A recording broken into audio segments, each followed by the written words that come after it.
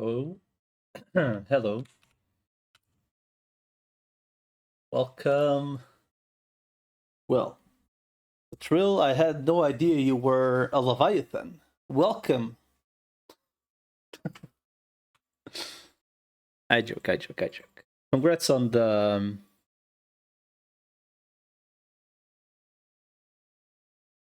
Omnimont Merciful mode, is it?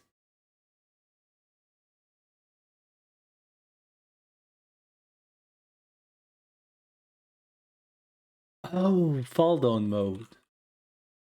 Okay, so you typoed. Wait, did you typo or did I misread? Oh no, you did say it properly. I honestly completely misread. Damn. Very nice. My brain kind of just went merciful mode. I was like, what the fuck? I mean, that's very nice. It's one of the best vaccines, right?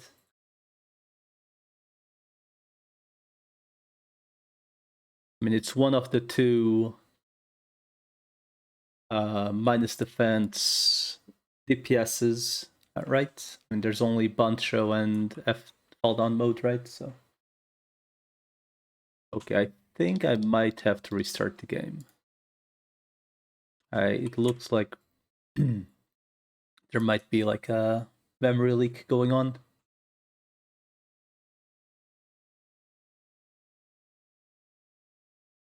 Would just be my impression, though.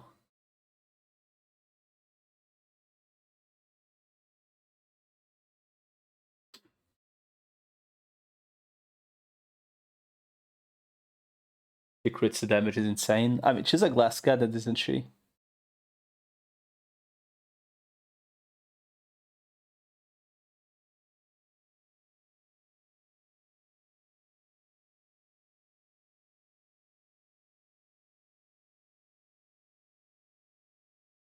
I at some point will have to just bite the bullet and try to do it. Spend so much SP. What does she spend, like 450? What? Ouch.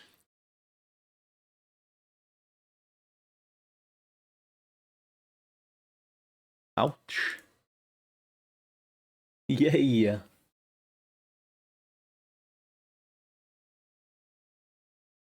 Ouch. That is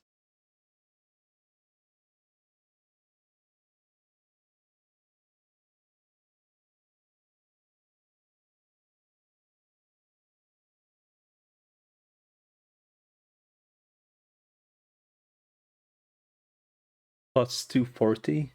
Ouch. Yeah, 240. I mean, 240, 250 SP seems to be like the average, right? 250, 250, like for like anything that does anything but deal damage. Those tend to be more expensive.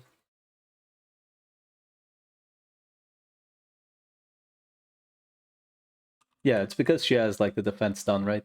So it makes it more expensive. Like AoE spells tend to be more expensive, debuff spells tend to be more expensive compared to skills that just do damage. Typically.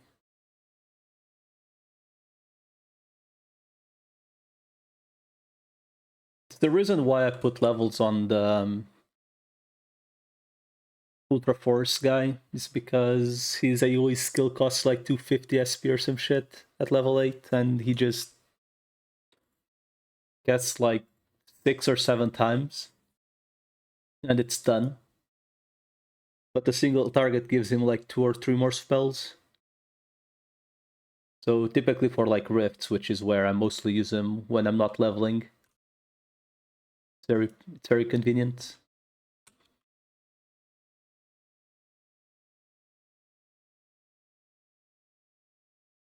I have to kill some mammoths.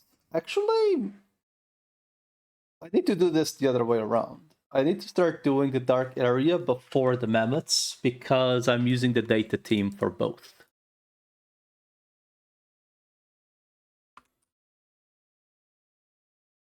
But then it's like one less swap.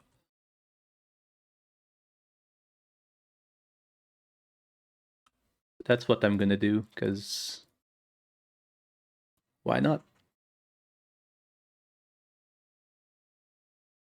Dude, yesterday I leveled...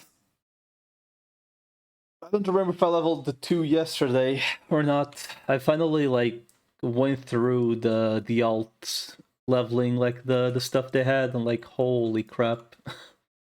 I definitely underestimated how bad leveling new month is. Like, without, you know, someone strong to just level them.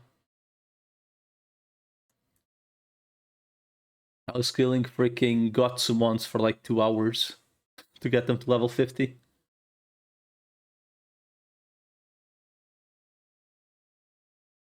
was definitely a struggle. It takes time. Yeah, it took a while.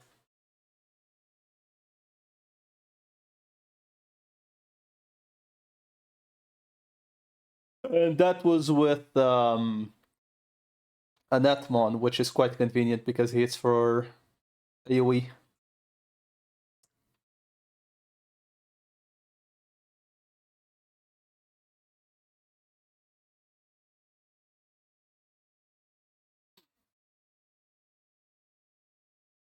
I think unironically on the alt accounts, if I find a mon that can go, well, I guess it would. Nah, there's no point really. I was like, if it goes towards like the Neptune mon path, right? It would be like the best thing I could choose, but Neptune mon is a Magus, so I'm never gonna level an alt to that extent.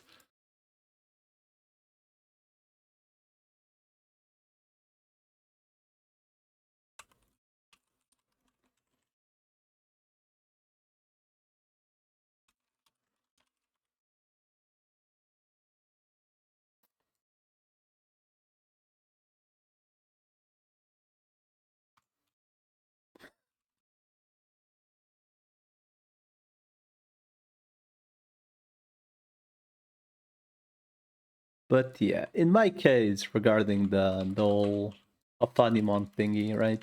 Like I'm gonna have to like at some point bite the bullet.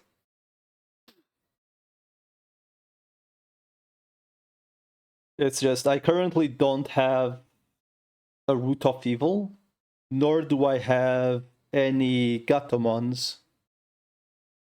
So there's really no point rushing on in my case, right? Like I actually have no one.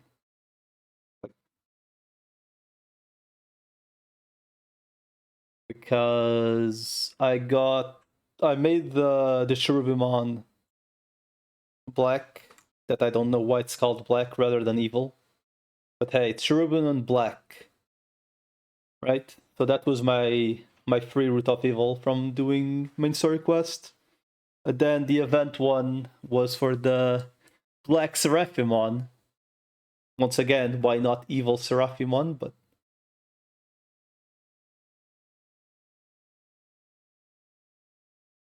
yeah, I mean, at the end of the day, it's RNG, right? Like it literally is RNG. I hope I don't get the Lilithmon, but knowing my luck, I shouldn't have high expectations.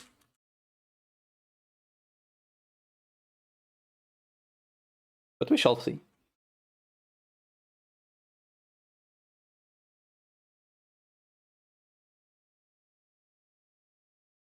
I'm just in no rush because, for the most part, for that thing, right? If you find a solid egg, obviously you're going to level it and hope that it goes where you want.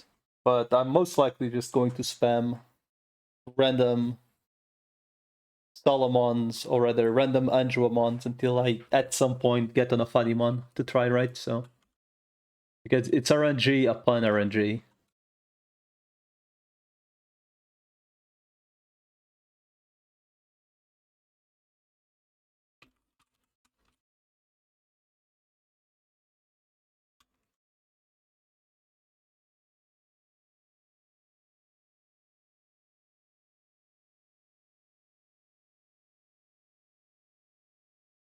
Hello, Kadir.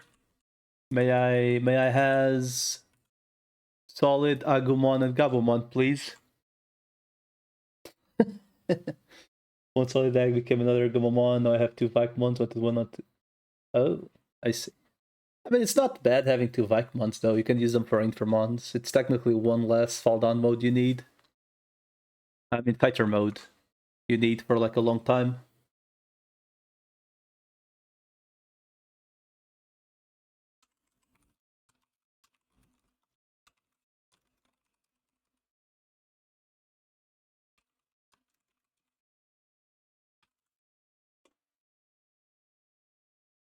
You play today only on server 3.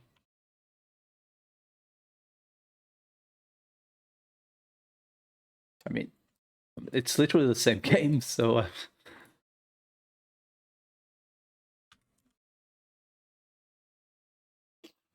Talk to Genai. Let's get the food.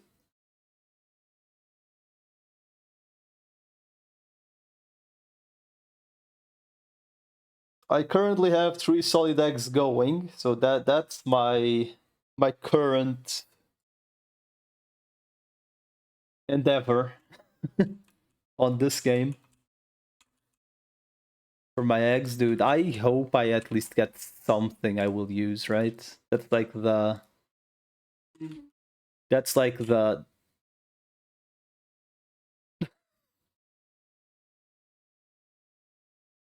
that is the in quotation marks hope, right?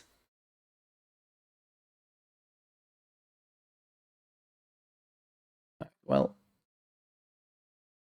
I need to do something about these champion cubes, like these untradeable ones. At least, like the tradable ones, I could technically sell. I guess I could just sell the tradable ones, honestly. Because am I really gonna need 400 of them?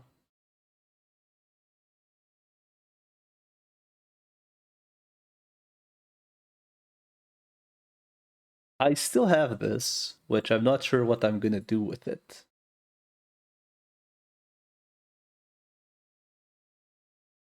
At some point I need to choose what to do with this. But I want to etch all my solid eggs before I decide.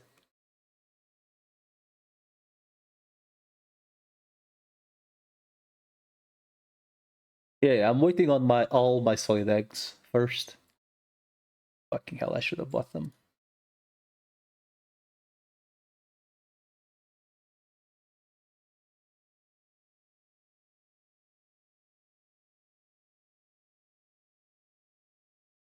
Man, I want a fucking Devimon arm, but it's way too goddamn expensive, and I don't have a base yet, so there's just no point in paying so much.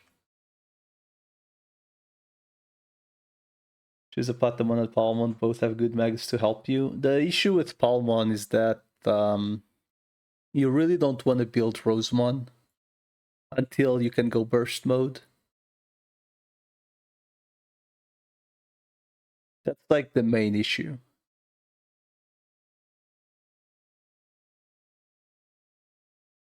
Because if you build Rosemon, right, she loses her skills. Is the BM hard to get? Yes. It's honestly unrealistic to expect to ever get one. It's TLDR, it is 1 million a day for one attempt. And the drop chance is like, who the hell knows? I know at least 4 other people trying to get the Evo item, and none of us have it yet, so... I mean, I've been trying for like less than 2 weeks, because I didn't have a Palmon until recently.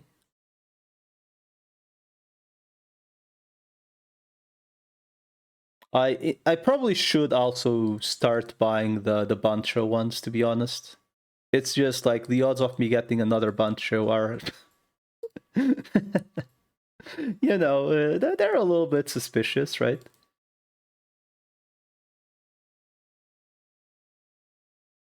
But I should probably also buy the Banchos at some point. So the issue is you need to buy their detectors, which you can get them from like 3 or 4 different places. There's the one that I'm going to right now, which is 1 million per detector. There is one for the Rift datas, which I suppose once you don't have anywhere else to spend the Rift data, why the hell wouldn't you spend them there, right? And there is one for digital hazard coins, you know, the common coins.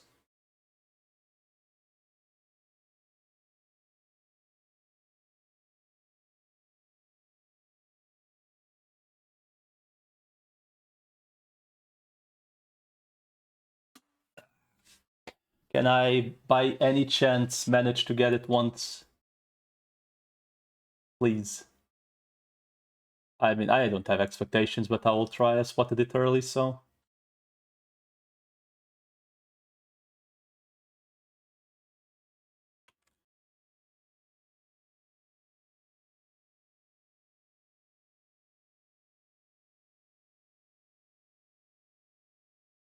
But it's the other way around, isn't it? Fuck me. I don't know where that is, though. Oh, it's on the other side. Fuck me.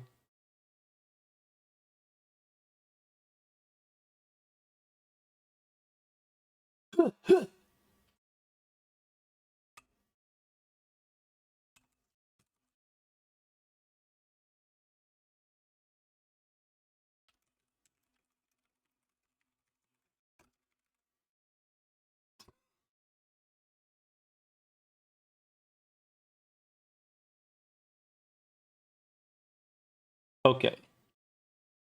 Fuck me. Okay, I guess I'm always playing with PvP active now. Fuck me. Man. Well, live and learn, I suppose.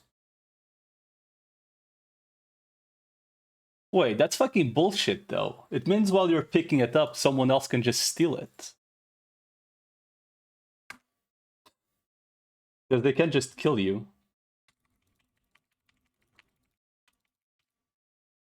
Wow. Well, I guess there's no reason to not have PvP on going forward. Well, that fucking sucked.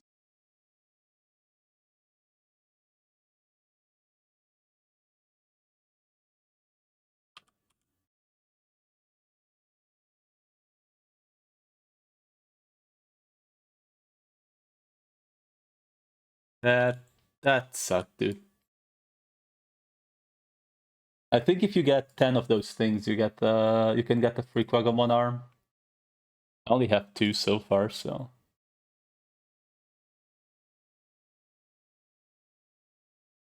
The more you know.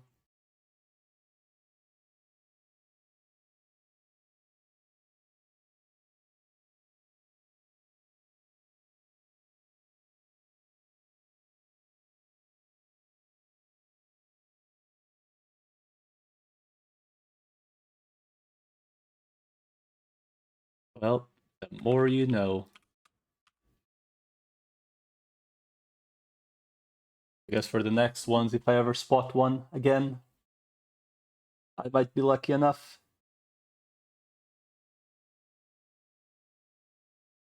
I mean, realistically, you're only ever gonna get one if you are in the map it's set, right?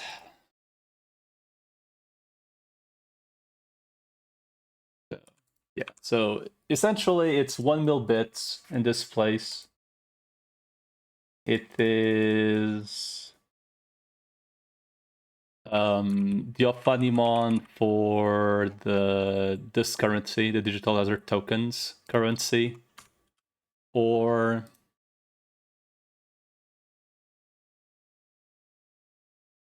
rift data, which you just spam rifts and get the data right.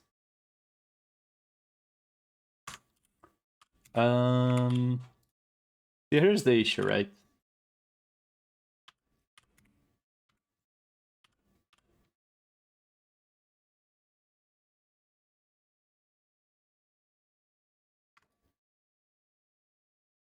I don't really have anything to do on this game currently, except farming. Because I'm waiting on these eggs. Right?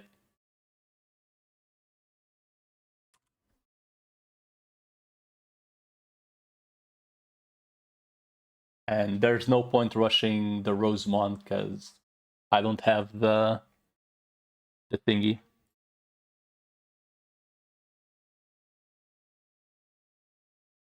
And there's also no rush leveling this guy.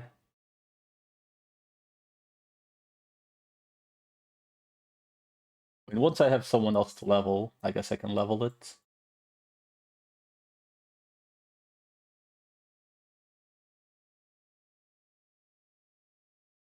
Because right now, none of these guys are really worth leveling.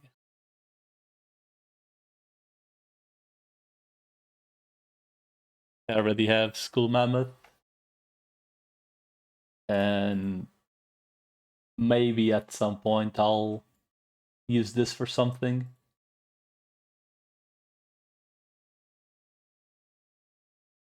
I just don't know what. Like, I have these 4 guys, and they're like kind of just hanging out because I don't know what to do with them. I don't want a Plasmon nor a Vikemon, so this guy is just hanging out, really. I used him for, tried to Drogress him, but Asshole failed, so. These 2 are 50-50 losses, which, great. This one needs to be trained at some point, but I'm not gonna fix him.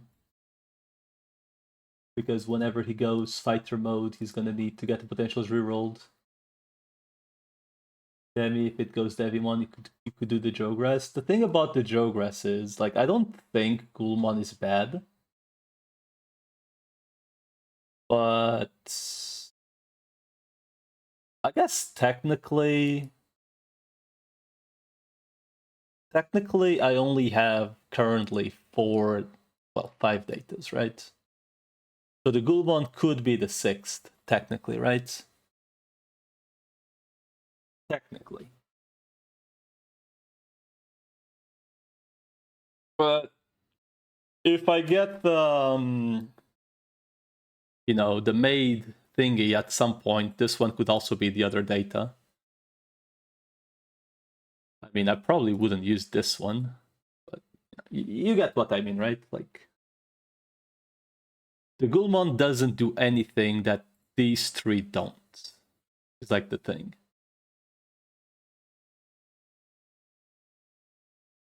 Like, I'd probably just like this is like the team for the most part. Like, it's either do I need DPS or do I need to live? And these do replace each other. And this one probably will never be real. The thing about Gulmon is technically he is real. You keep both, or will one become Omegamon? I mean, considering we are getting a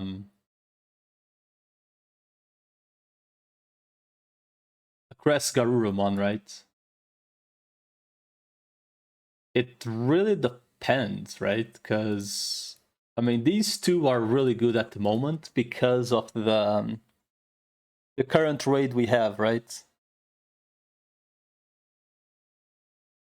Because the Mammoth is weak to fire, so these are really good, and they are just good. Period, right? So I think I mean, the thing is, right, if I get the perfect Gabumon, I mean, I guess it will go Crest, right, over Metal Garuru.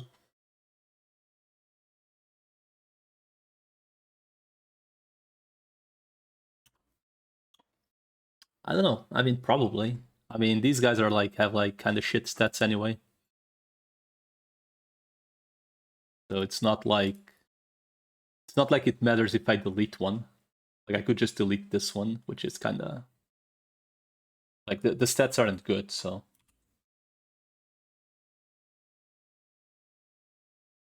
But I don't think Omegamon is like a project I'll ever bother with, honestly. Unless there's like some random ass event like they had at some point where they just give it for free or something.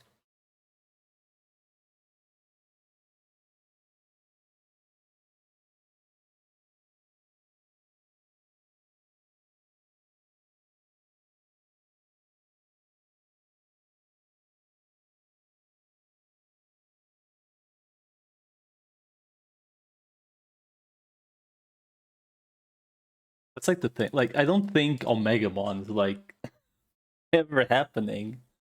Like, do you really think like Omegamon is like how many? Okay, so just the feather, right? Like, let's not even consider everything else. Just the feather is like a 10 or 20% drop from a 10% evo. That is a mega. Right? So we're talking sacrificing what are essentially Bancholiumons for a 10 or 20% chance, whatever the hell it is.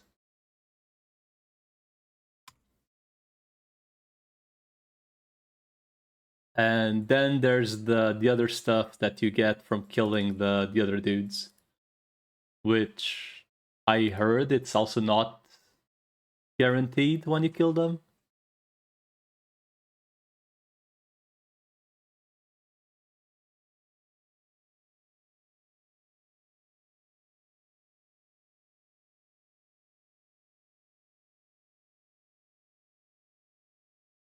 So we are talking like what? Sacrificing how many of the is it literally every other dude that you need to kill?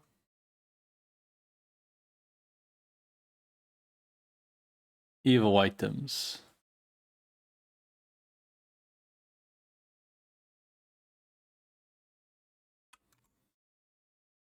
Where even is the item? Okay, so the Valdemont Feather is apparently 10% chance. Let me reboot the game, because this shit seems to be lagging a little bit.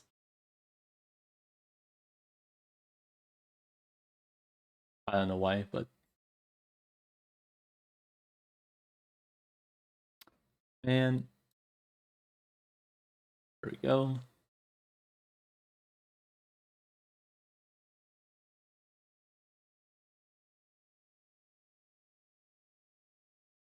So the Valdemont Feather alone is a 10% chance from a 10%.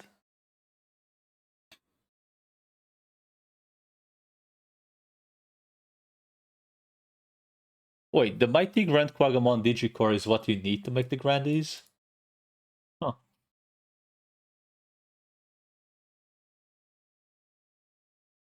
Grandies is looking tempting, though. I mean, I don't have Grand Quagamon, but it's looking tempting.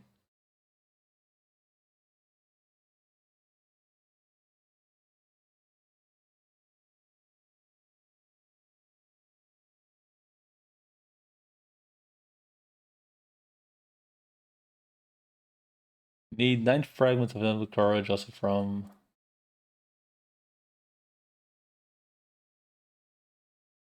Crafting, you need 9x fragments of Indomitable Courage, also from Bonding, Bond of Courage box, 20% chance, and Paint Bond of Courage. So Diagomon Kizuna, you technically need 90,000 crowns. That's insane. That is absolutely insane. Is there even any way? Well, I guess the way is killing War Greymont, right?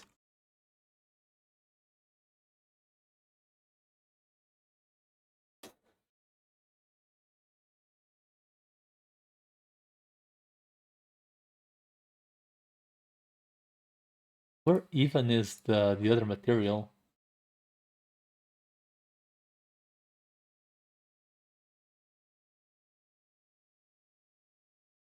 Dude, I don't know. Anyway.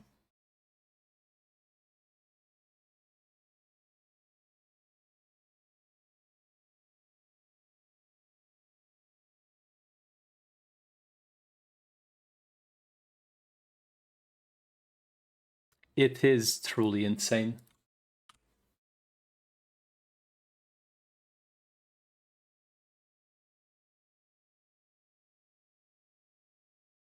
But yeah, regarding the Joe Megamon, I don't think it's ever happening, honestly. Let's be let's be somewhat transparent about this. You know? Like realistically that's never happening. Unless by like some miracle they're like, hey guys, Omegamon giveaway rerun.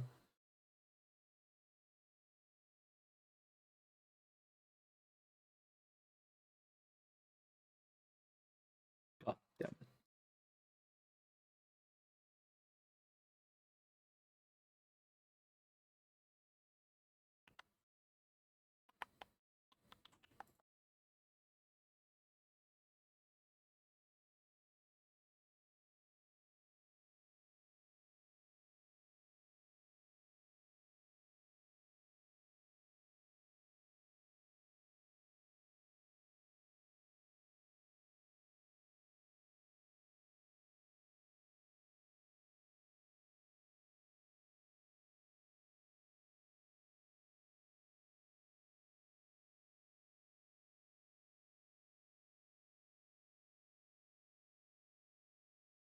Hello PLV. By the way, there's a new redemption. Just for you, dude.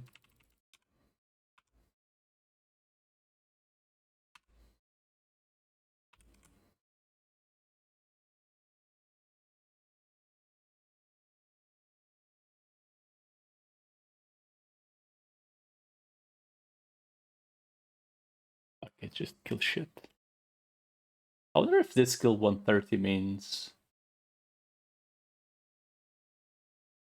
like 130 combats or I'm assuming it's just 130 DGs. 79 points missing. Dang it. What's the timer on the timeout? Well, I think the best way to go about it is like the first one is 10 minutes. Then the second goes like 20 minutes and then 30 and then like every single one is going to be 30 minutes. It should just be the entire stream.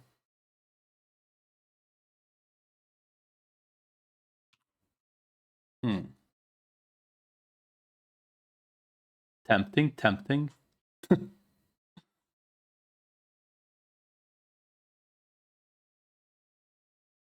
See, you tempt me, but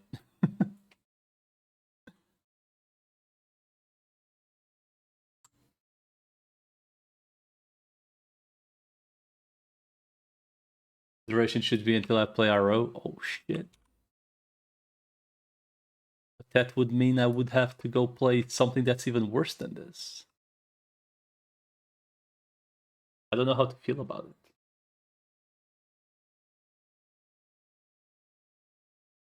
Dude, the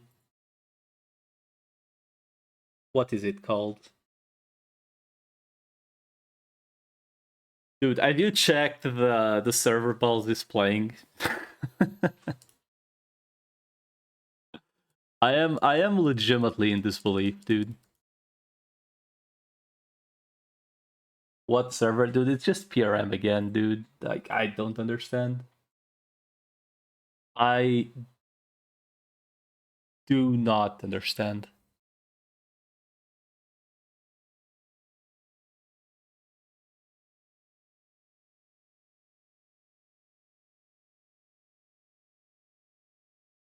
PRM again. I don't understand why he's playing that shit again. Doing the same class again as well. Just like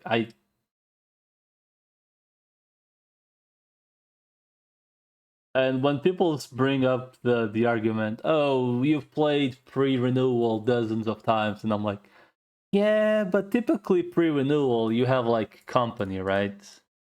Like you meet people, or at least you're playing with old friends. You know, there's something extra.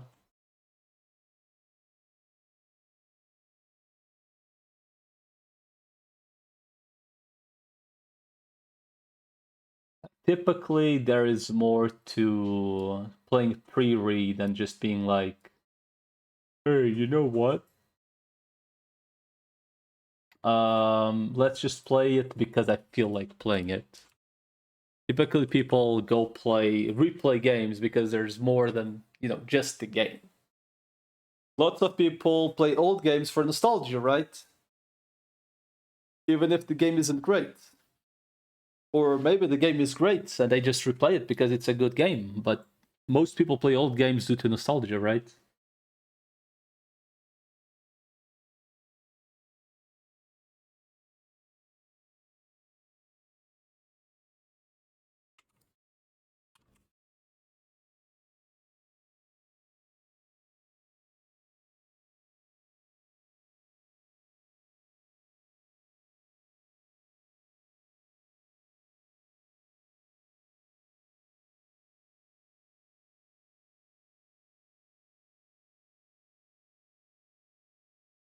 I was using that voice changer that Perlation was using. Got fooled again. Oh man.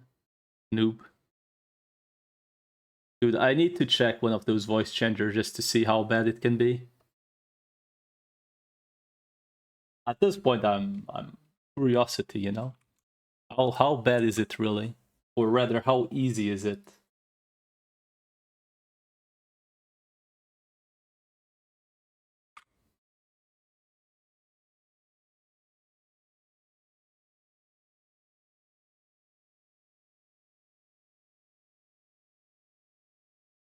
Extinquinha? Yes, yes, yes. Just name it to Ex Gatinha. That's there's the ticket.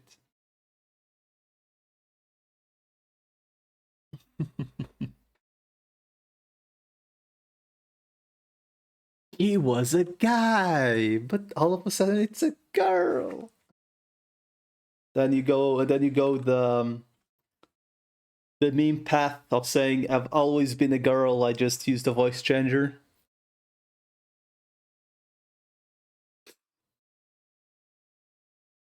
Yep.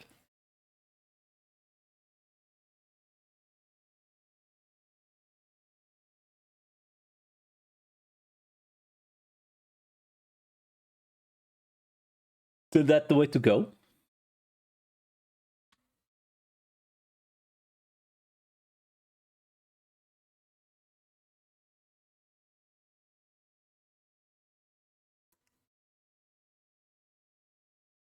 Get some fit pics ready. Oh shit. Nah, there's no way. There's no way it's that easy because if it were that easy, you would be doing it yourself. And I'm sure your next reply is going to be like, who says I'm not?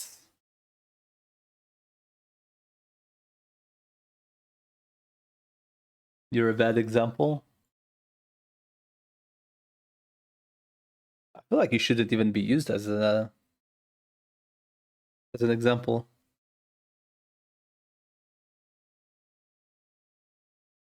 Oh shit, there we go.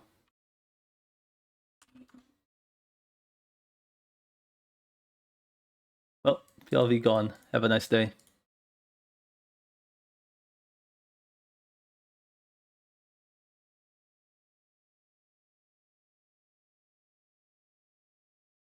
I even made sure to give us an alarm.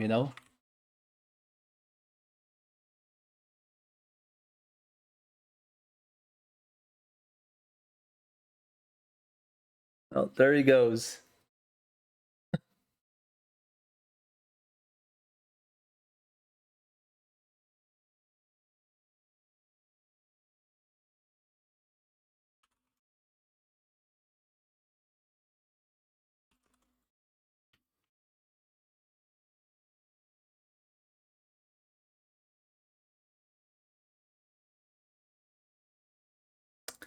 Dude, I need evolutors. It's cursed. No one. I may have to succumb on actually buying them expensive because I will need them at some point. I think I don't have any right now, is the problem.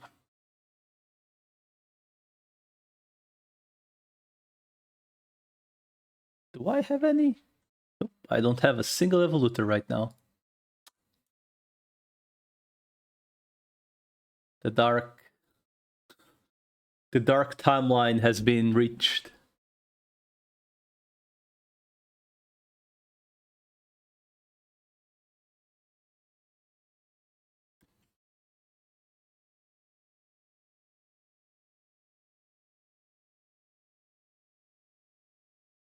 You know what this game needs? It needs more stuff to do. Honestly. First of all, I believe the weekend buff just shouldn't exist. I mean, it's never going to be removed, but I feel like it honestly just should not exist. Because it makes... Same shit for weekend raids. It essentially makes the game very centered on playing on weekends. And the people that don't have time to play on the weekdays are the people that won't be playing on the weekends. For the most part.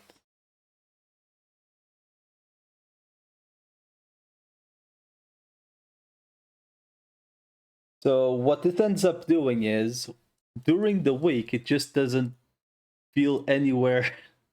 It doesn't feel anywhere near as rewarding as playing during the weekend. I think that's my biggest gripe with the whole grind sesh of this game. Like, why playing during week when we can be like plus... Well, currently it's lower, right? But like plus like 30% bits or something. Like, just during the weekdays, there's no point doing Rift, essentially.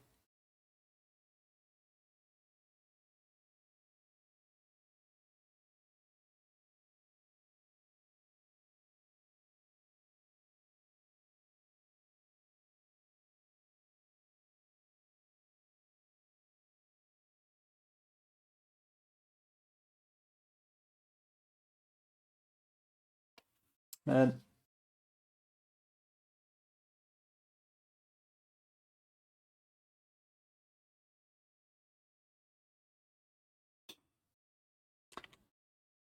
so it's been 50 minutes, right? And I'm already pondering to put something on the second screen to watch while doing this.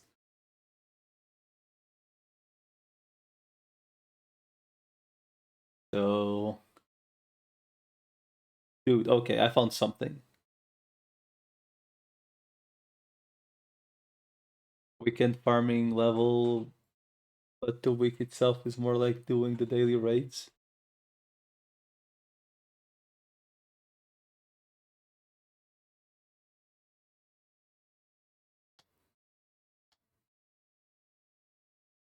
Okay, I've found some dumb shit.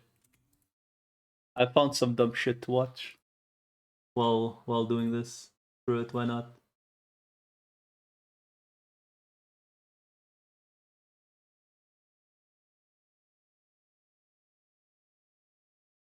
Where is it? Hello? Weekend farming slash level, but the week itself is more like doing the daily raids.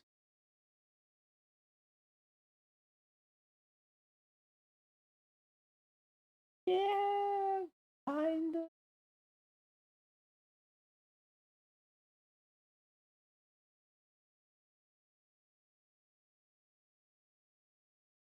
It's just weird, you know, that the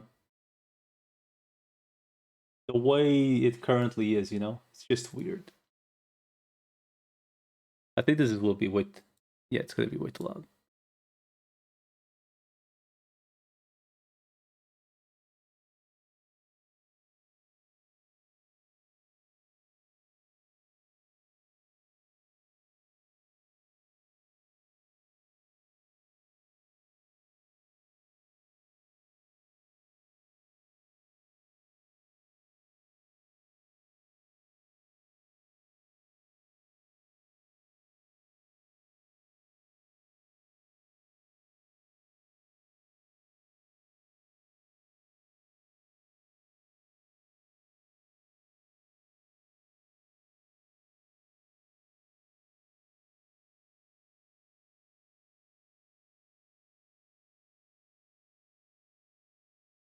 Okay, so the title of the video is What Sarcas Should You Start a Family With? Gooner Edition. Okay, so there's going to be like Sarcas's in Arknights, which is the gacha I play, right? Are essentially,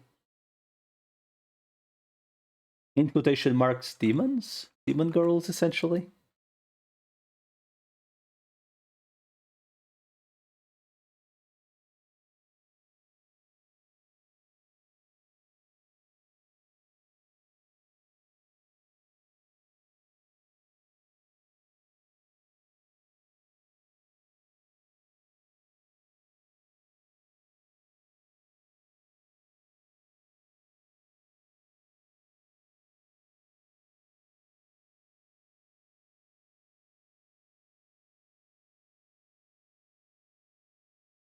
Okay.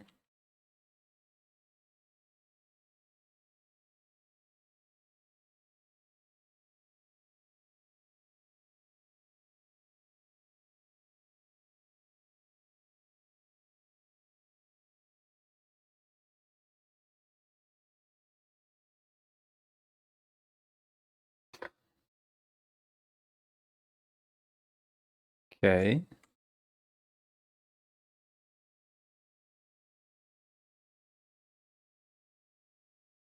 Fair, fair.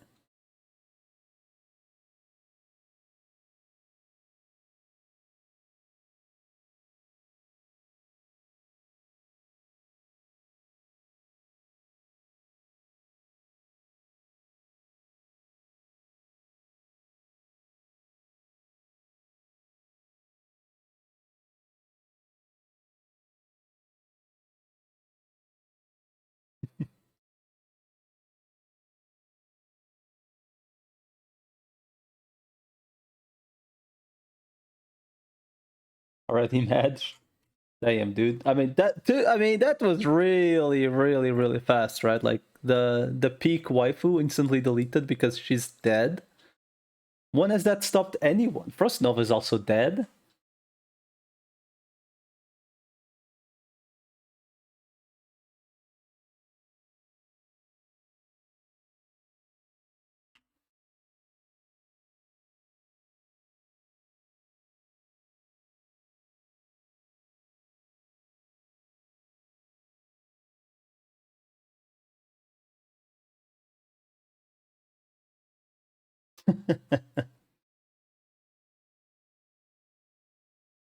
I mean, Necros isn't a sarcasm, so I think we're safe there.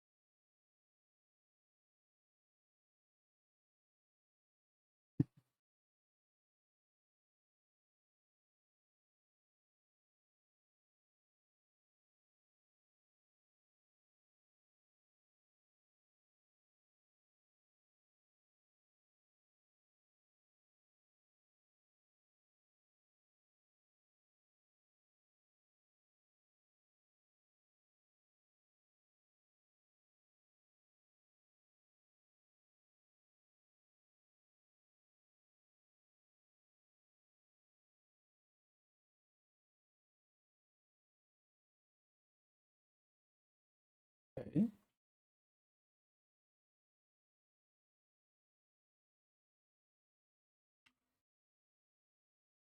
What? What? What do you mean?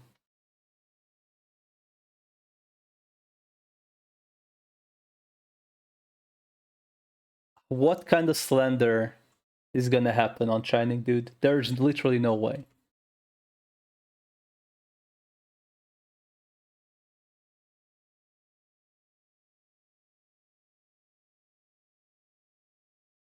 Bruh.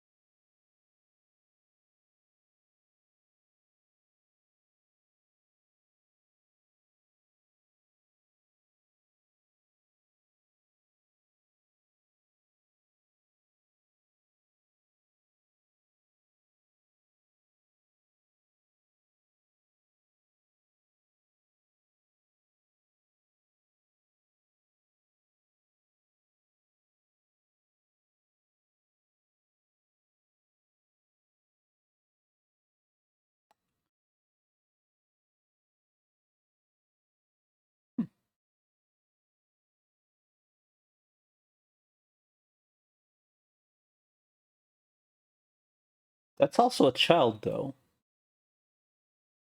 Isn't that a child?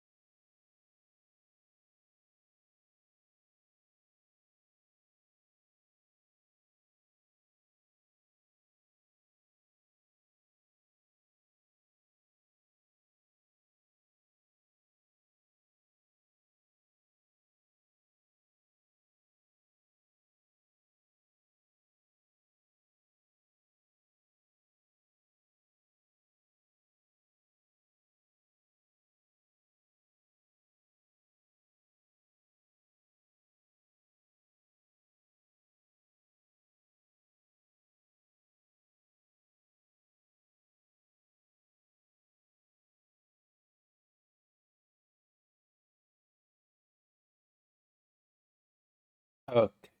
Okay, dude. I feel like we're gonna have a moment with this guy. Because I feel like Slender is incoming. Let's see.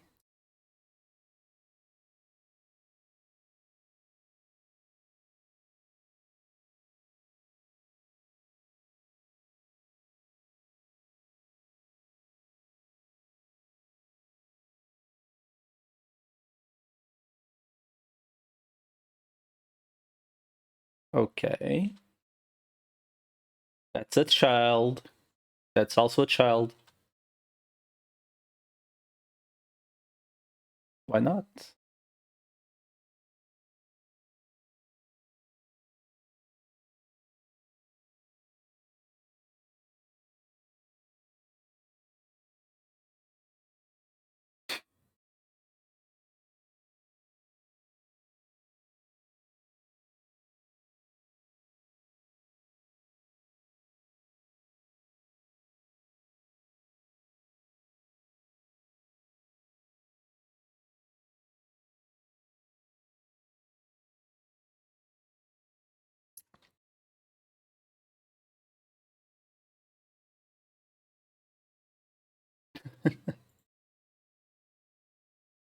Is that the girl? Is this the girl from my S, by the way?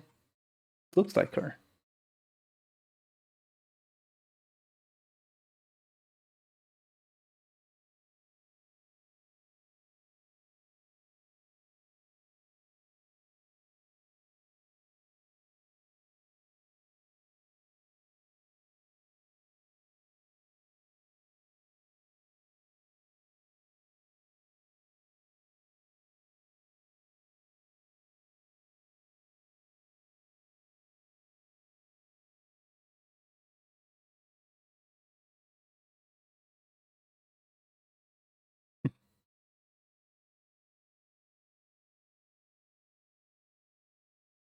And it's also a child.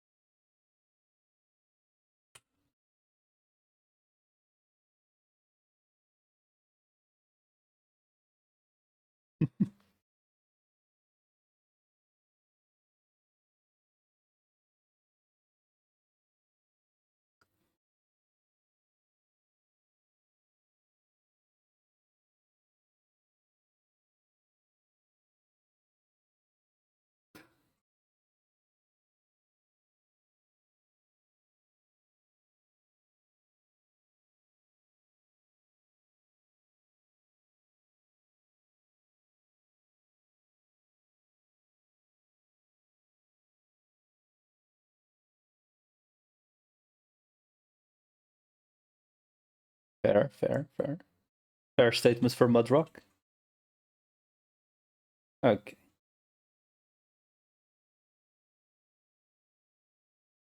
And also looks like a child.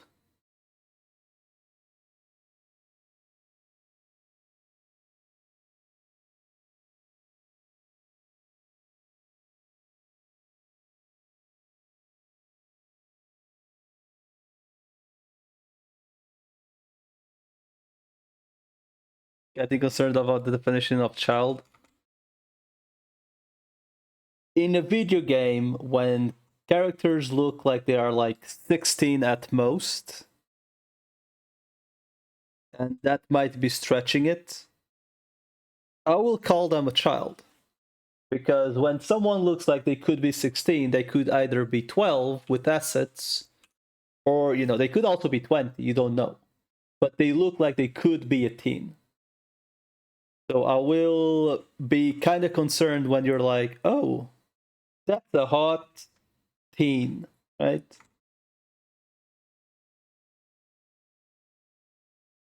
Yep.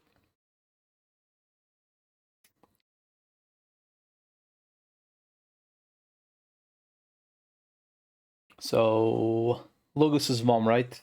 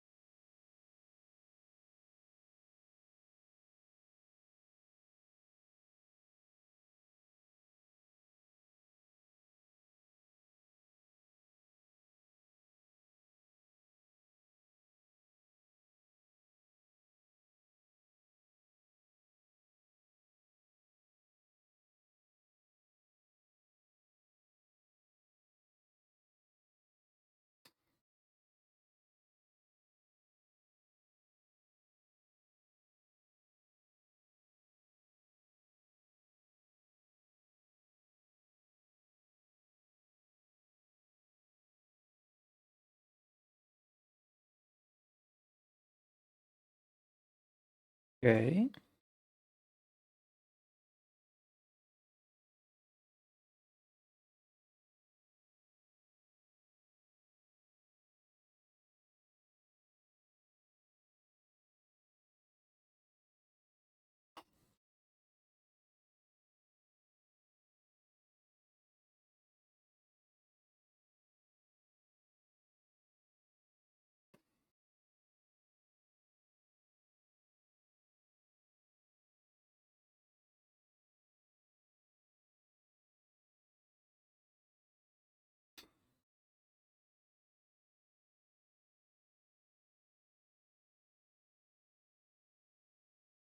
I'm starting to think that maybe he really is just an Hibiscus fanboy.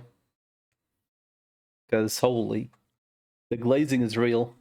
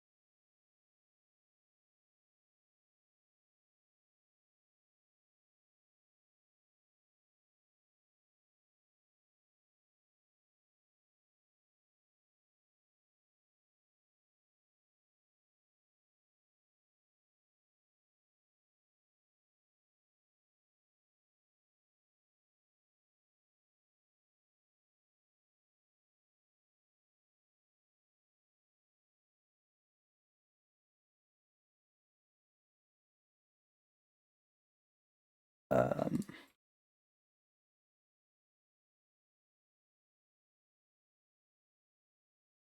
I feel like his whole argument for this one is the same one about the what is like the horse girl touch you on something, where people are like, but she's hot. Yeah, but she's always also going to kill you.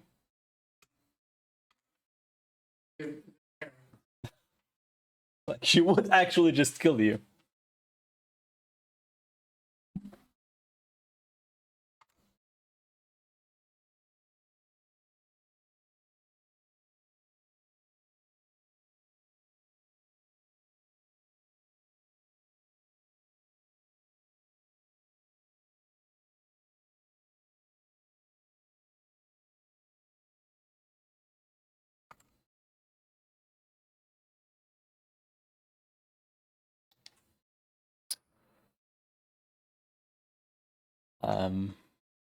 Okay. Surely she would revive you if you die on accident. Yeah, but you wouldn't be revived with all the pieces, would you?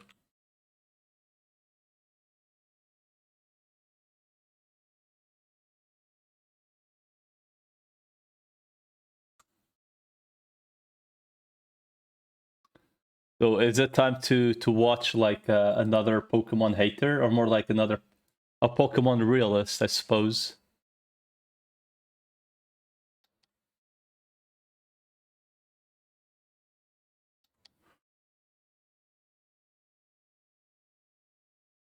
Alright, boys.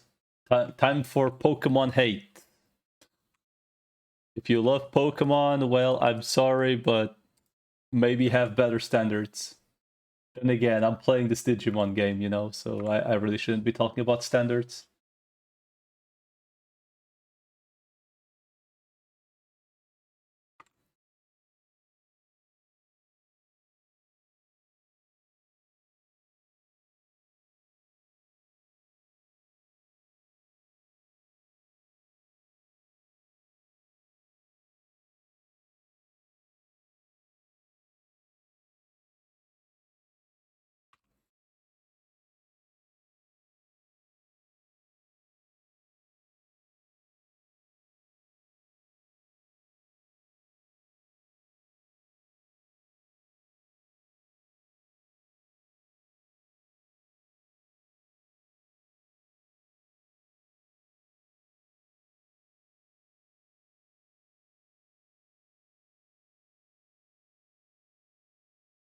Wow. Wait, so the guy thinks that because there's another game that also has monsters, that technically they are ruining Nintendo's business? That's kind of like... It's not kinda, it's literally like...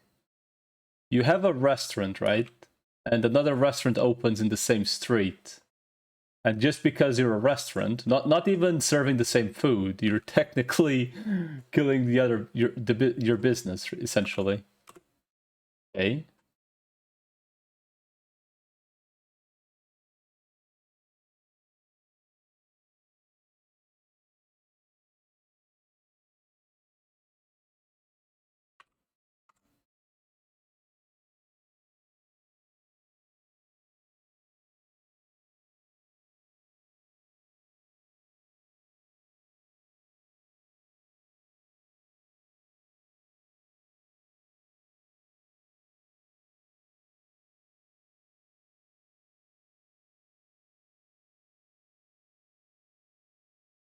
Talk about places within a 100-meter radius.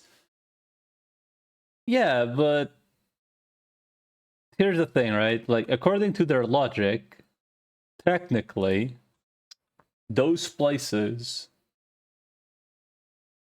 or rather the first one, the first kebab place that opened, should have the right to just get the others closed, rather than, you know, like, getting better to still be around. Right? Like, I don't know how it is elsewhere, but like, at least in Portugal, you have restaurants that have been, that I have known since I was a kid, and they're still open. I mean, I know it's like, it's not the same thing because this is through a creative process, right? But like, if you could just sue, you know, like the first one doing it could just sue the others, then like, bruh, where the hell would he get? Would be nowhere.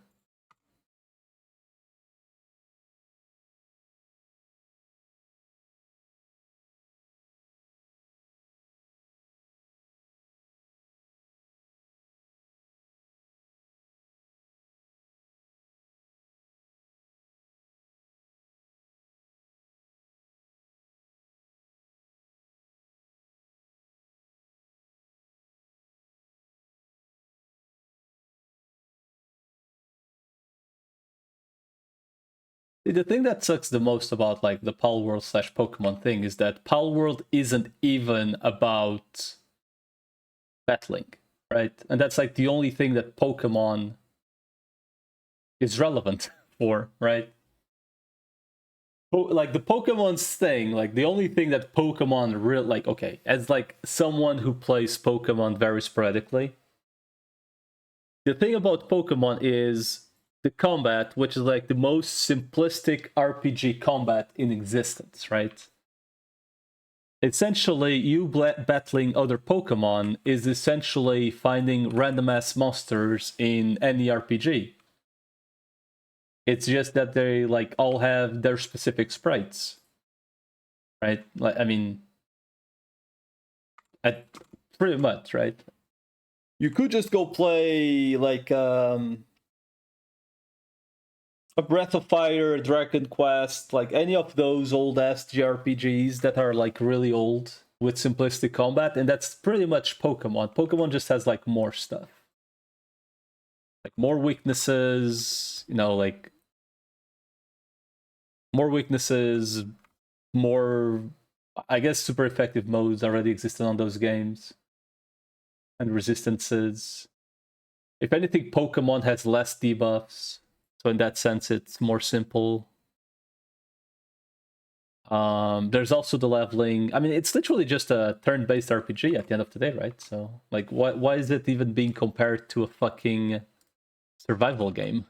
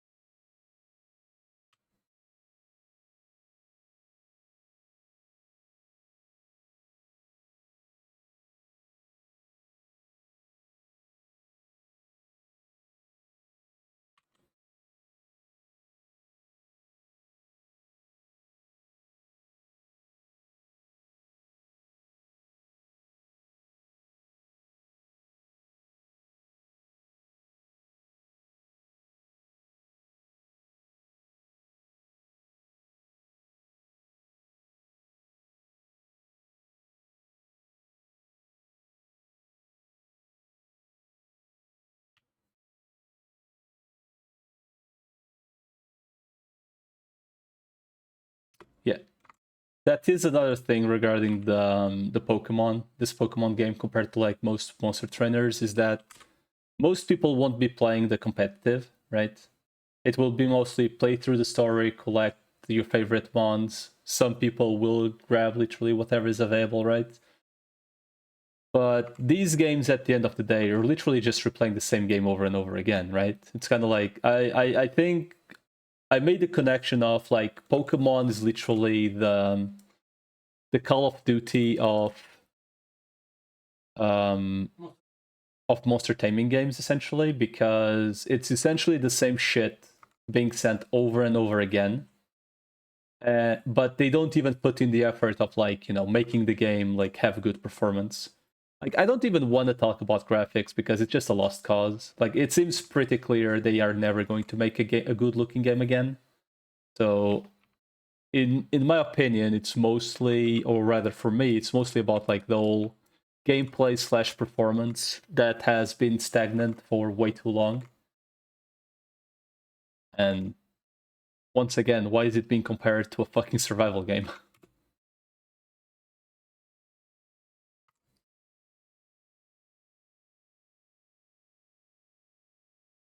Like, we want to be technical right now. You know what, like, whatever company made the fucking jumping should do?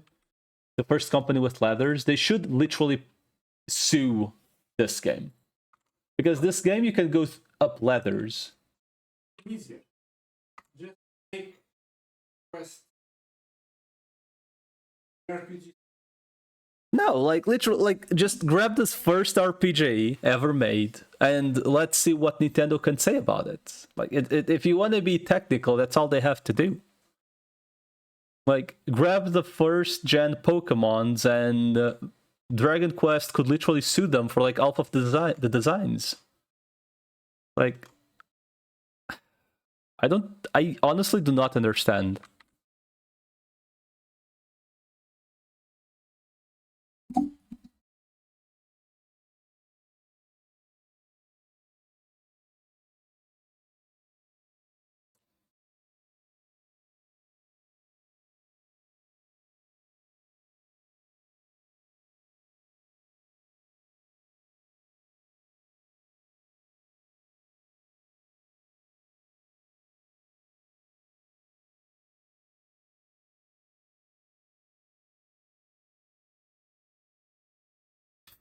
So the comparison between Switch 1 and Switch 2, right?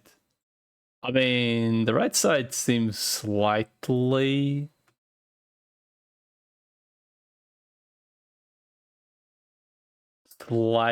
better, I guess.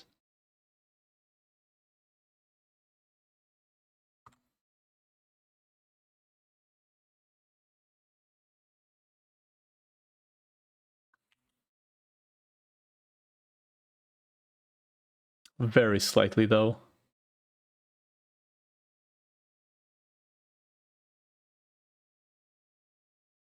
Yeah, you can literally see it's the shadows. Like, just look at the shadow there. Like, this one has less detail. That's kind of it, though.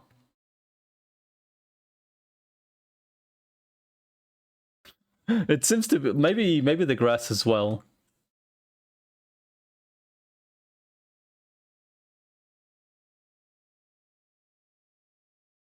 Not even the grass, it's just the shadows, really.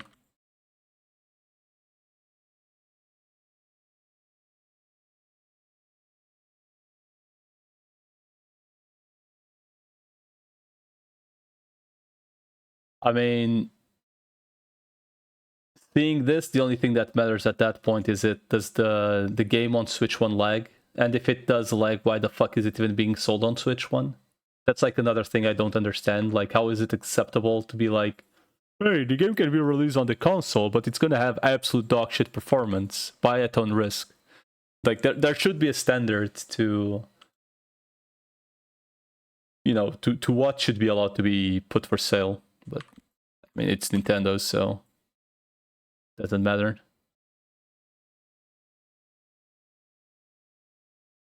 No, no, PLV. It hasn't been the case. This game has always been said it would be made for Switch 2.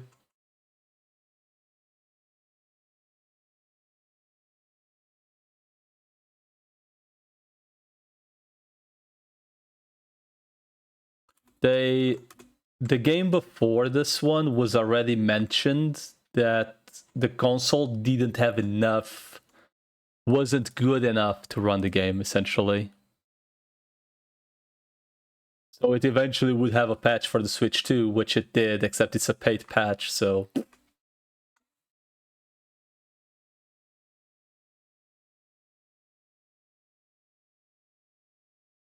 Okay, I wouldn't say PS2, but like early Gen 3. Early PS3 graphics, like at best.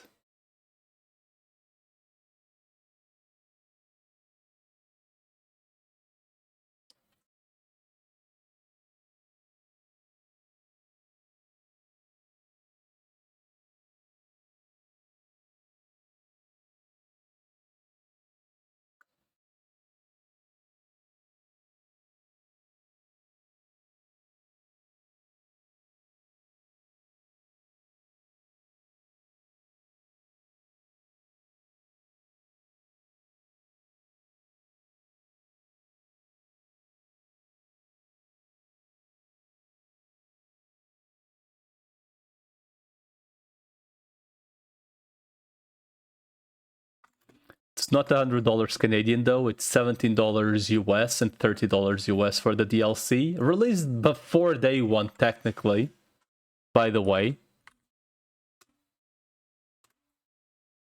So, yeah. Literally $100 for this shit.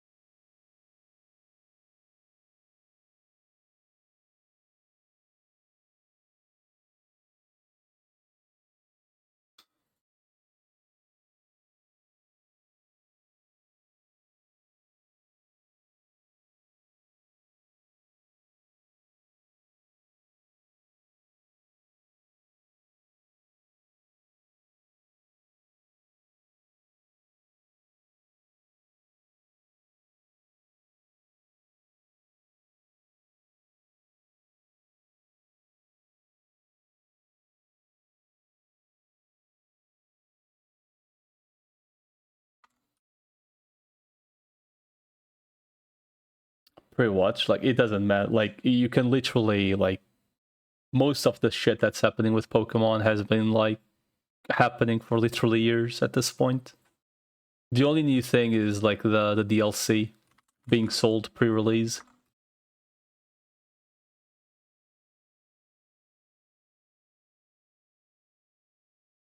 Já tinha DLC, mas não foi antes.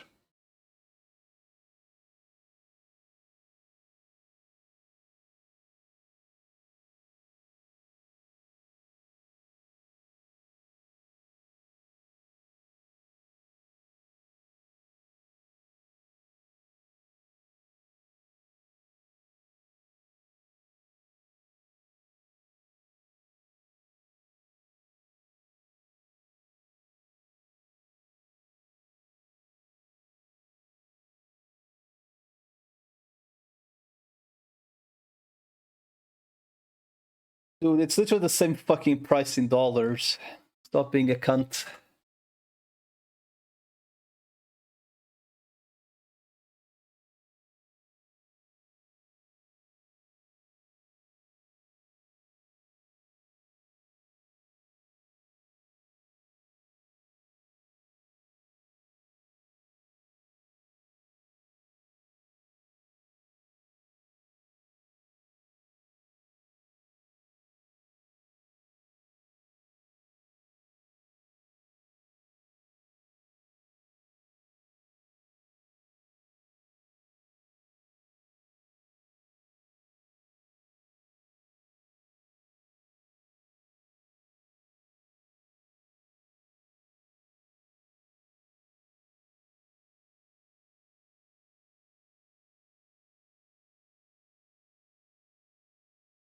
Wait, you're telling me the 60-plus-year-old man that has, you know, probably stocks in the company is defending the shady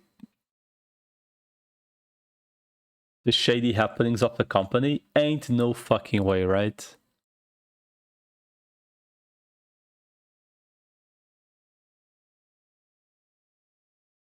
There's just no way, right?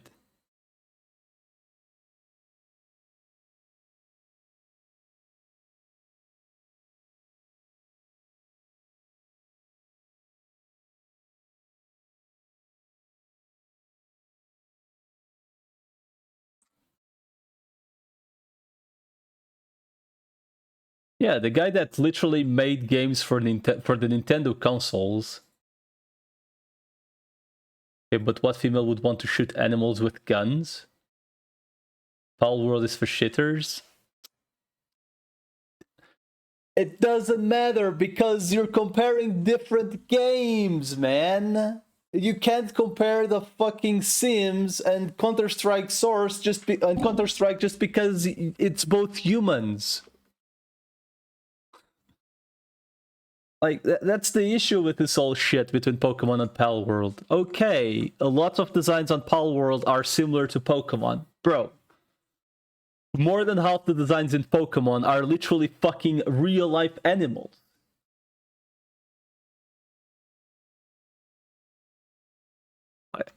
I'm sure there's things that have been copied. I'm not going to deny it. But, like, most of the copied arguments, which aren't even the thing they're being sued for, by the way, that's not even the thing they're getting sued for. It's not the designs looking similar. They're being sued for stupid shit like a glider, which has been a thing in games for who the fuck knows how long. And oh, because you use a sphere to capture things. Oh, okay, just make it a fucking cube then. Solved. I mean, if the logic is that, you know. Otherwise the logic would have to be, we're suing you because you throw something to release the thing and to capture the thing. And then, like, how many games have you had since then that do exactly the same thing? Like, isn't technically Yu-Gi-Oh, for example, well, Yu-Gi-Oh not really, but there's like a series like Bakuman or whatever the fuck it's called, Bakugo or whatever, that like they throw shit and it also spawns the monsters. Isn't that literally the same thing? So it's literally the same thing. It's like Digimon has the Digivices. I guess they don't throw the Digivices.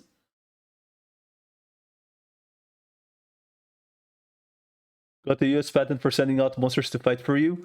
Dude, how many games have there been where you literally send the monster to fight for you?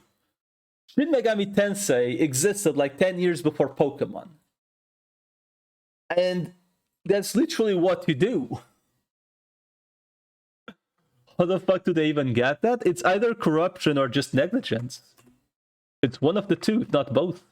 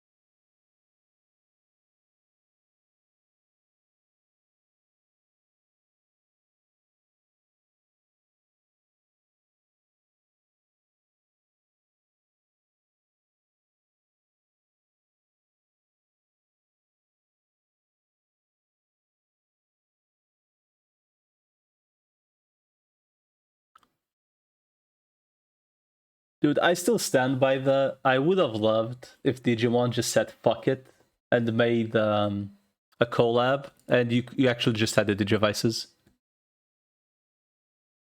Like, I know Digimon is also a mega corpa company at this point. It's a very old, like, I mean, there's no, Bandai and whatever else the other company is that does the Digimon license. But it would be so fucking funny. I think the only reason it won't ever happen is because Digimon is also Japanese. So yeah, they probably don't want like the, you know, the deal with the shit.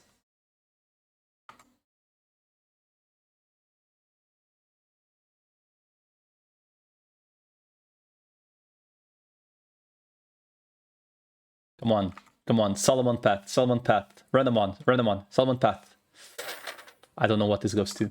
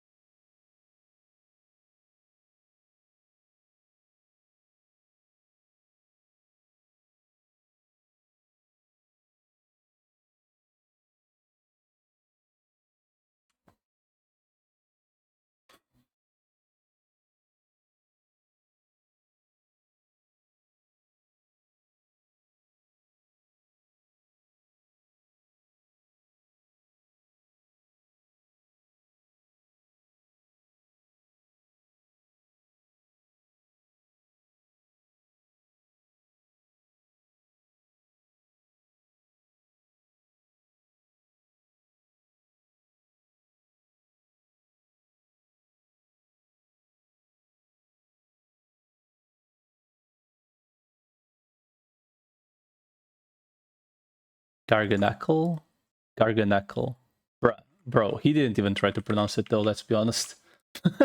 Okay. Okay. What did he say?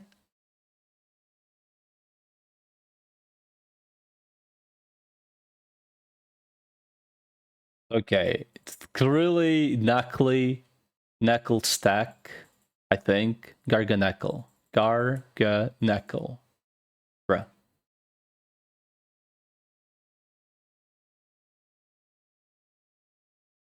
Okay, this guy is trolling. This guy's trolling, dude.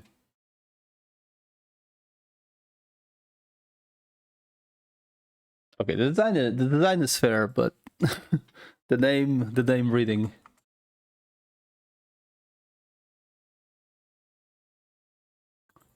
Tinka tink, tinka toof, tinka ton. Okay, very.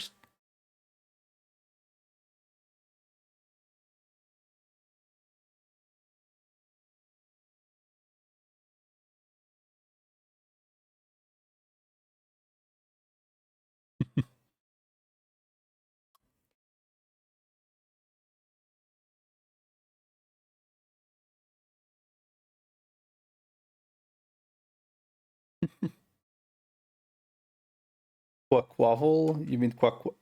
I guess that's a fair pronunciation. It's a fucking duck.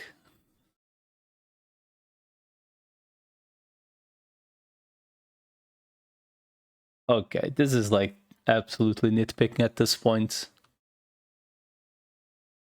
Okay, this is like absolute nitpicking though, because Pal World also has a shitload of recolored mons. And I don't mean to be like defending Pokemon, but like, bro, this is like just nitpicking.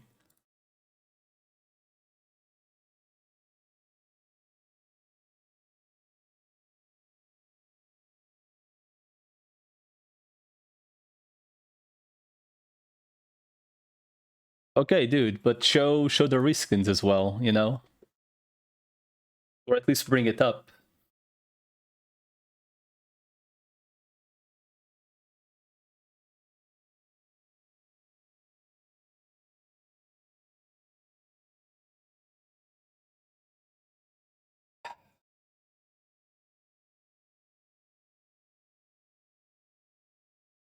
Yeah, that one's bad. Victorville as well is also kind of.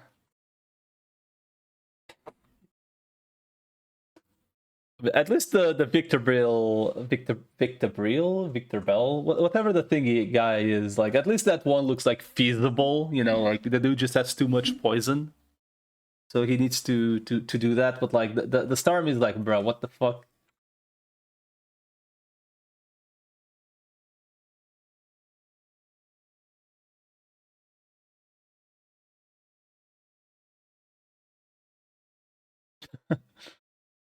Bro, what the fuck is this?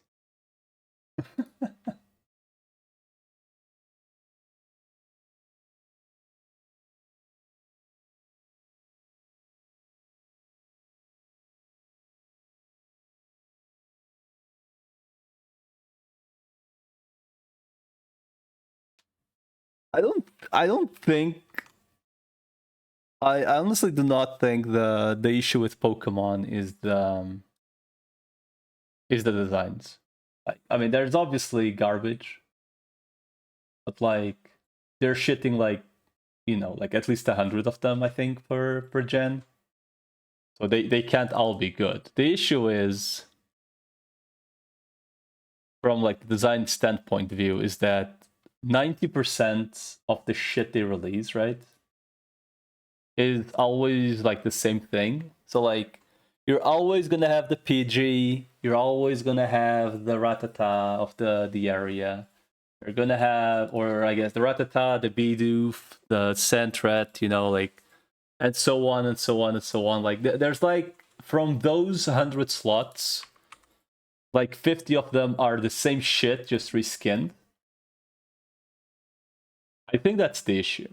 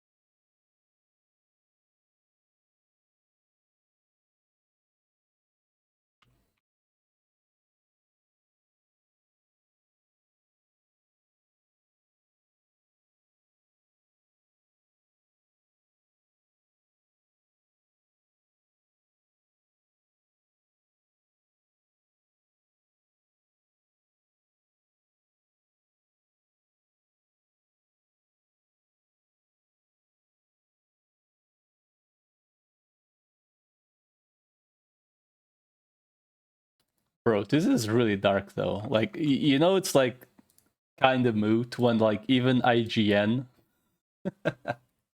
when IGN of all companies, you know, the dudes that are being paid to, you know, to just essentially say, hey, the game's great, trust us. When even those guys, you know, call Nintendo out.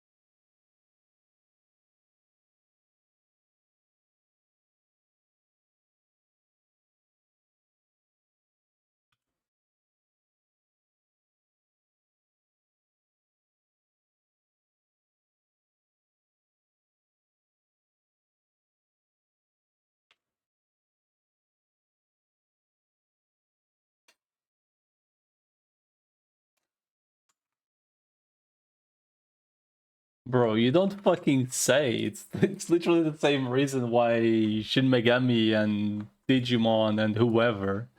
Like I think it was Kali that mentioned it. The whole megas in Digimon are pretty much, well, no, megas in Pokemon are like whatever Evo is, like the it was some specific shit in like one of the Digimons where like the mechanic is literally the same shit.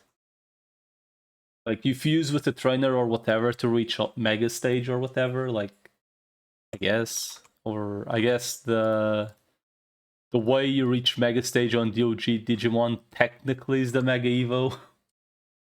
Yeah, you write them. Because you need to use you need to use a Digivice with a specific brand of courage or whatever the fuck it's called, right? To evolve to the next phase essentially. Just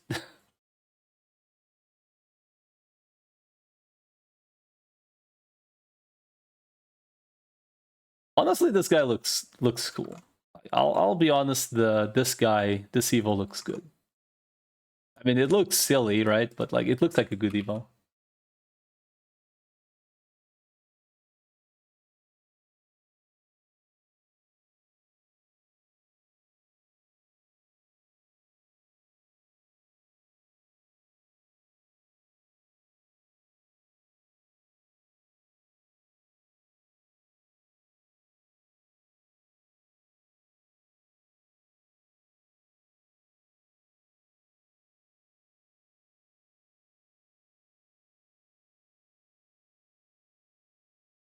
Dude, you can tell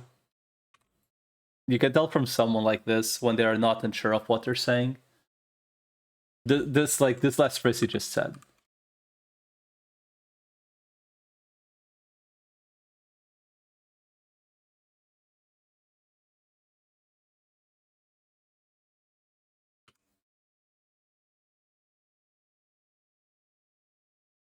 He's contradicted himself at least twice.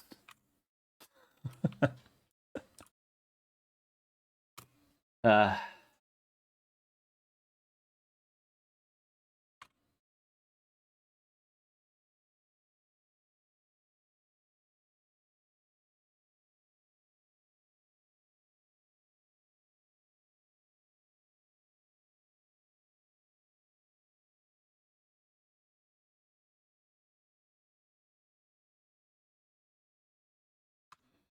I mean, yeah.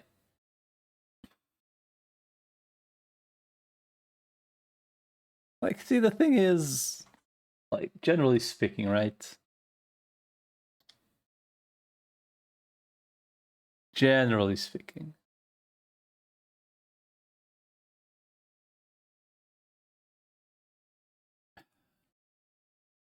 Most of these, like, if we lived in a world where, like, common sense could be applied, you know? This is literally a nothing burger. Like the whole suing Paul world would be legit a nothing burger.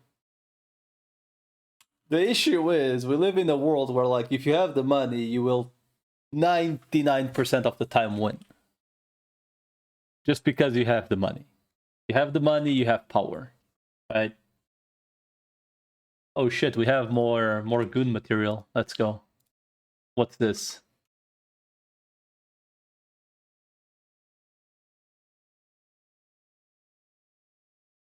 I didn't even know Ian is still streamed, honestly.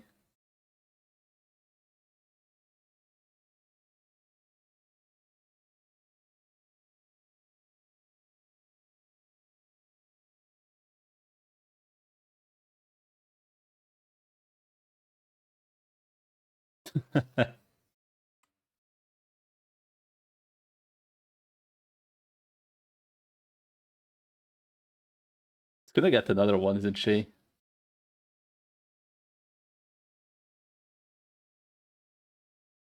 She's gonna get another one. There's no, I mean, it's included on the video for a reason, right?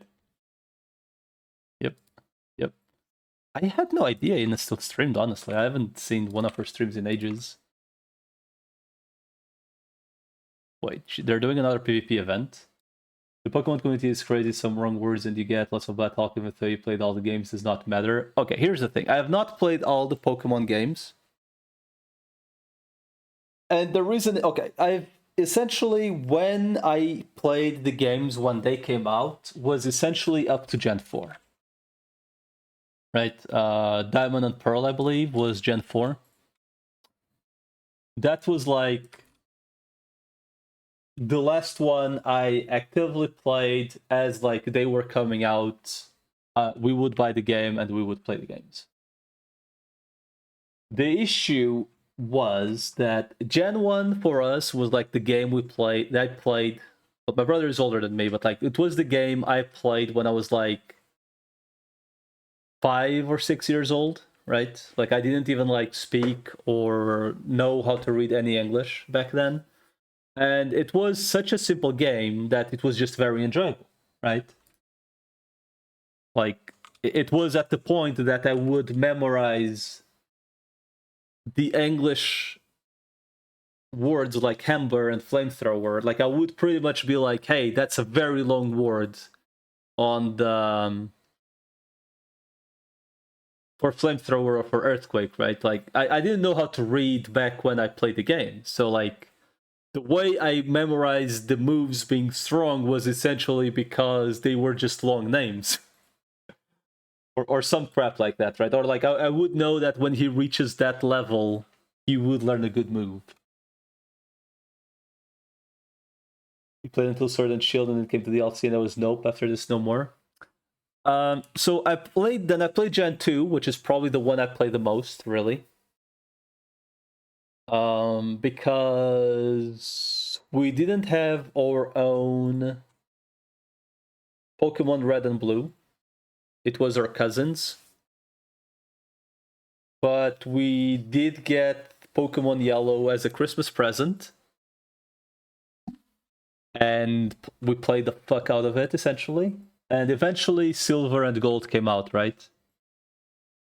And that one was absolutely played a fuckload, right? Like, I probably have like thousands and thousands of hours on Pokemon Gold, because my brother had Silver and I had Gold, and at some point we also had Crystal. Then I believe Gen 3, we never had a physical Sapphire or Ruby. I believe we already were emulating games back then. In fact, I believe we played Pokemon Silver or Gold in Japanese before we actually had the games. Yeah, and the turbo went to like 2000% back in the day, and you could like split the screen as well to play with two people at the same time. So my brother and I were literally playing like Pokemon Gold and Silver, or just like both playing Gold or Silver and just playing the game together on the same PC because it had split screen. Eventually we had like the copies, right? And we played with IRL friends as well, trading mons and shit. Then for Gen 3, we just emulated. We eventually got Fire Red. I think it's Fire Red. Yeah, we got Fire Red at some point. I played it like through like maybe 6 or 7 times back in the day. But I wasn't like, I wasn't playing it like always anymore. Then Diamond and Pearl. I'm not even sure if we have Pearl or Diamond, honestly. I also played it once, I think, maybe twice. And in like the past 5 or 6 years, I've played Earth Gold, Soul Silver once. It's a good game. I mean, Gen 2 is still like probably my favorite, or at least the one I like the most from back in the day. I will confirm that Gen 2, the remake, is good. But it also has the issue of, at some point you're just like, personally, right? I just get like, the game needs to end at some point, That's my gripe. My gripe with Gen 2, the Gen 2 remake. Like, the game needs to end. Like, please. I mean, having more game is good, but like at some point, the game needs to end. I've played Pokemon Black 2 recently, like maybe less than a year ago. And I've played a couple of ROMAX. But I haven't played Gen 6, right? X and Y, I think, is Gen 6.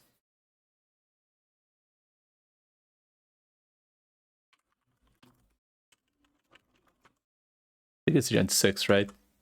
X and Y. Yeah, X and Y. Yeah, I have not played Gen 6. Or 7, or 8, or 9, or 10. Sword and Shield was that Gen 9 or 8?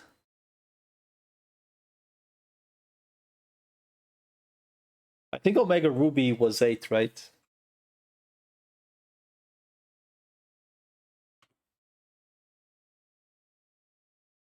Was Omega Ruby 7? Second one. Oh, Scarlet and Violet was 9. And the current one is 10, right?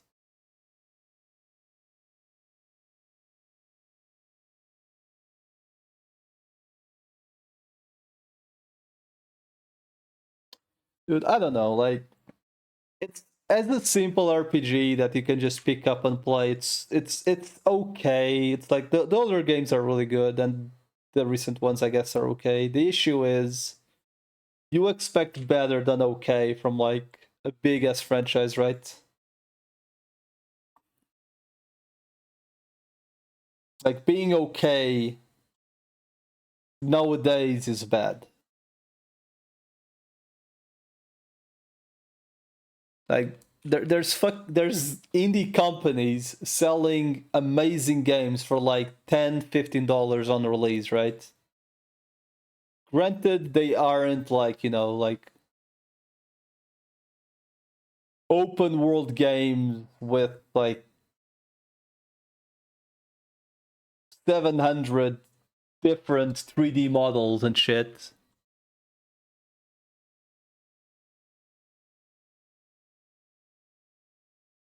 But like, man, you know, like if a company with like five monkeys in the basement can make a $10 game that looks good, I'm sure a multi-billion-dollar company could make a good game if they really wanted to. At least graphically and performance-wise. Because that's like the thing. If the game at least looked good graphically, which is like the thing that it's like, for a big ass company, probably the cheapest thing they could do, or like the easiest thing to do. Like, I don't think all of the complaints would be happening. Like, if the game just looked good, you know? But you go play like Mario Odyssey or something, or Mario Galaxy, and the worlds on that shit look so much better.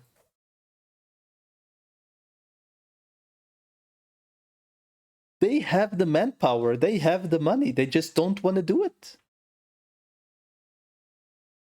And that's why it's annoying.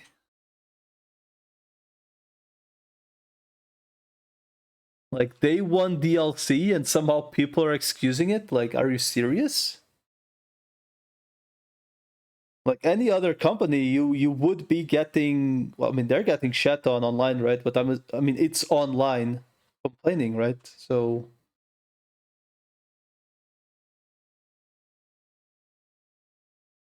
it's kind of like when you go to Reddit and you're like, hey, everyone's trash talking this, and then like realistically, Reddit is like 1% of the gamers.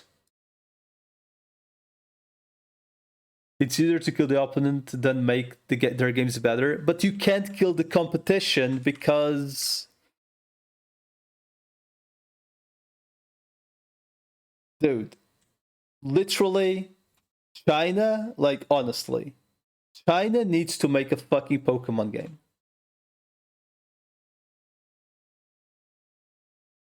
And then I want to watch Nintendo try to sue them. They are doing.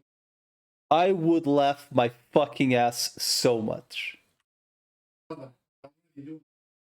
They can't do it because China doesn't care.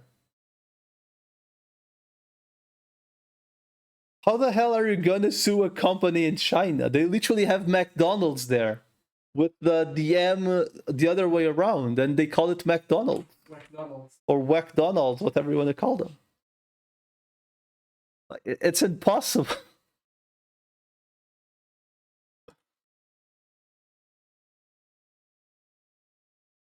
Or like Burger King is like Burger King or whatever. Like China doesn't fucking care. Give us your money is what China says. Hasn't Genshin had an event that's literally Pokemon? Or Honkai, I guess? Isn't Honkai technically literally Pokemon? I guess you technically throw the characters into fights. Oyo?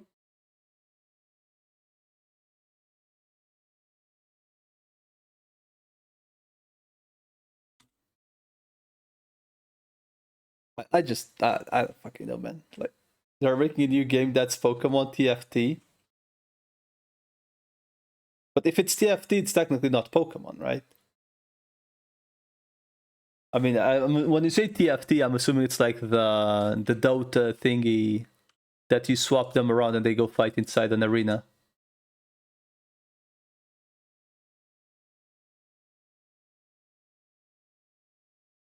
Go around, capture monsters in TFT combat.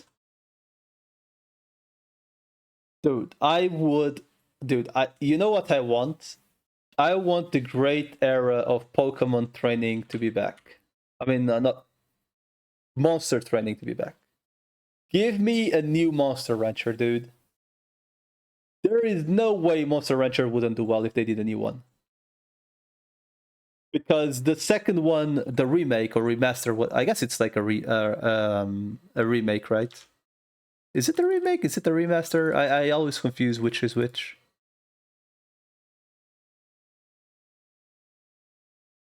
Because in my brain, remake would mean doing it from the ground up, and the remaster would be like typically graphics update.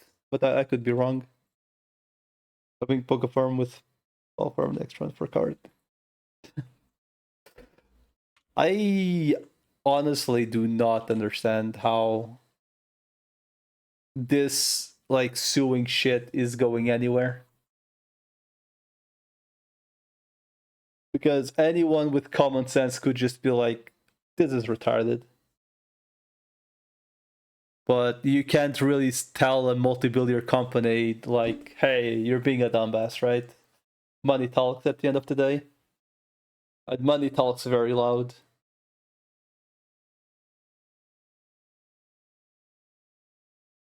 Like 100 years ago, if you were someone like Elon Musk and you were being an absolute dumbass like he is online, he probably would be like being spam posted on like newspapers and everyone would just be making fun of him.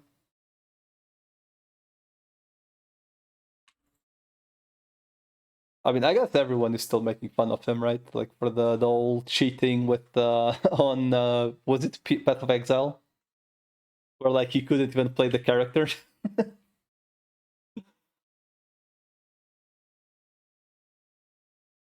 That one was funny.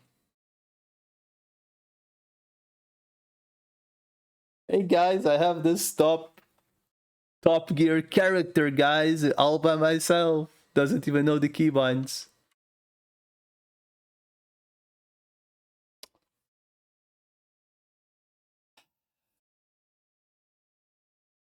Funny stuff. All right. I think I forgot to restock lollipops. The thing is, when I grind in this place, right, I actually make surplus of what is it called? I actually get surplus of HP potions, right? So I need to like every once in a while go buy SP pots.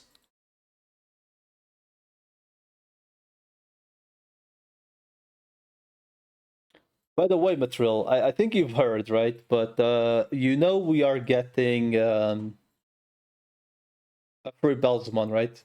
And presumably the Kreskarurumon and the other guy, the materials to do them.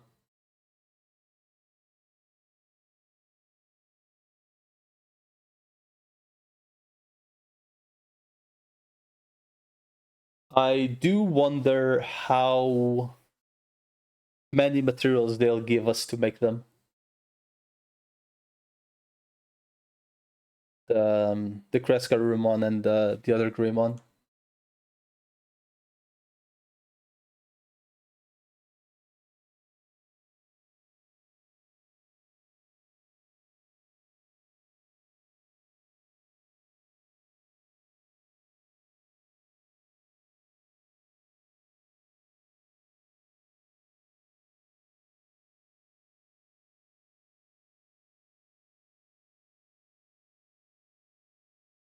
I do wonder if they are just going to give the Belzamon straight out, or if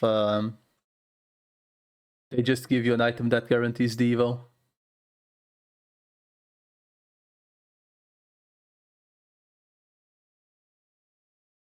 But I'm assuming it could just be the dude straight out.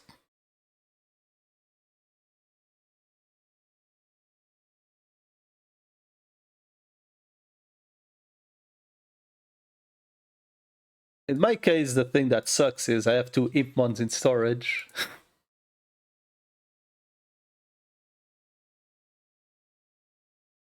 Which I suppose if the loader Leomon ever gets an Evo, it will be relevant. But until then, they will just be hanging out.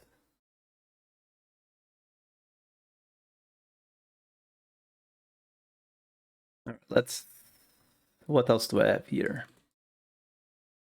Arknights, team-based PvP. How long ago was this? couple days ago.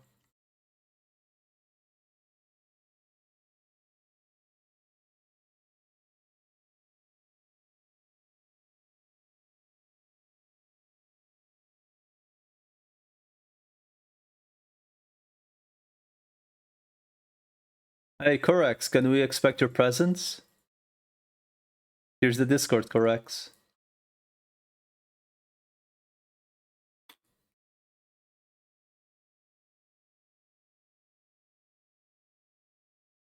PvP event. Okay.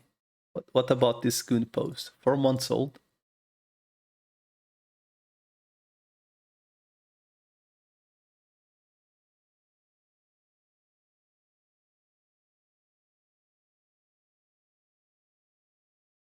Okay.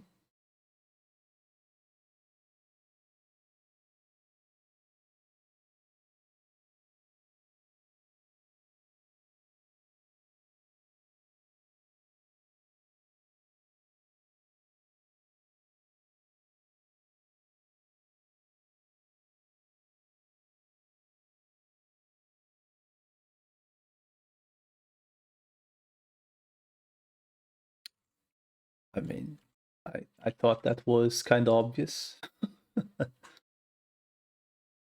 What else do we? Oh shit, we have a Yasei clip to watch. What's this one about? Irrelevant.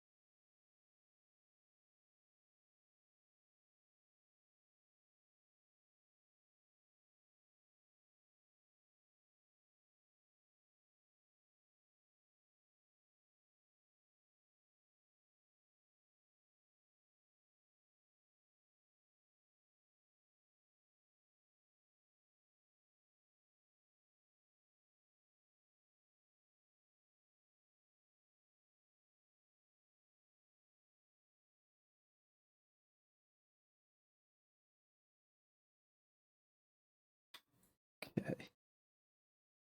Oh, that's part 2 still. What's this? Oh, I thought it was a new.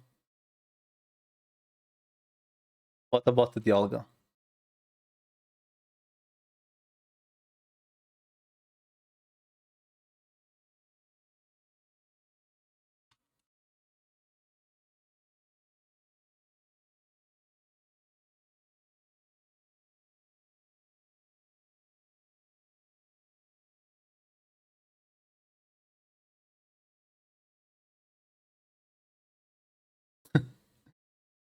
For reference in this lore, the green cat is typically getting molested by the roaring moon.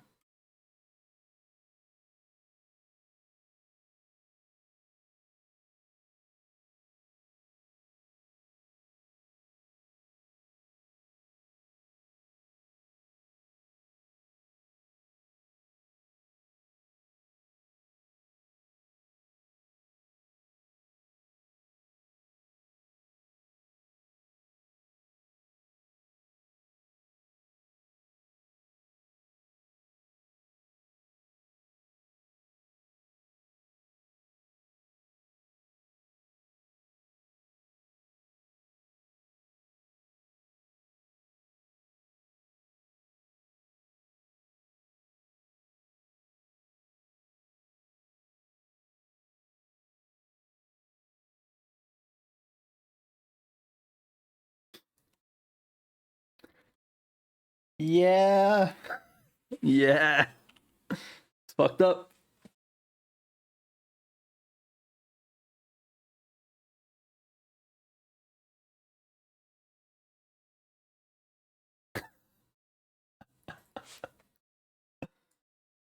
Oh man, I wish we'd go back to those kind of videos instead of the podcast one. The podcast one that he's been doing is kind of fun, but like, it's very repetitive. The joke at the end of the day always ends up being, um, what is it called? Grondon and Kyogre just fighting each other.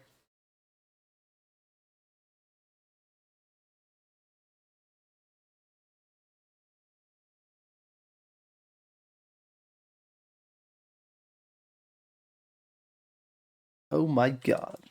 Officially running out of. I guess I'll also bless the cakes. Might as well clean inventory while I'm here. Before I restock.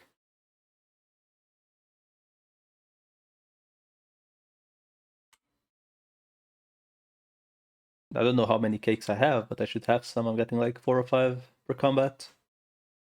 Or 6 even. I think it's 3 per. I think they always give either 2 meat pies or 2 cakes per combat each. So this fight is gonna give either 6 HP recipe pots.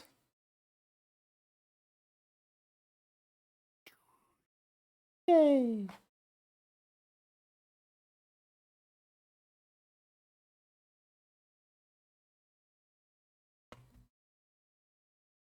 But yeah. But yeah.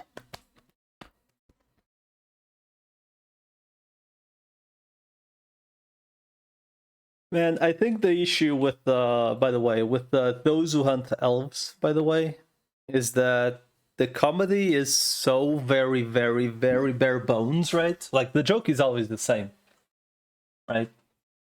Like at the end of the episode, they're gonna be like, show us your body."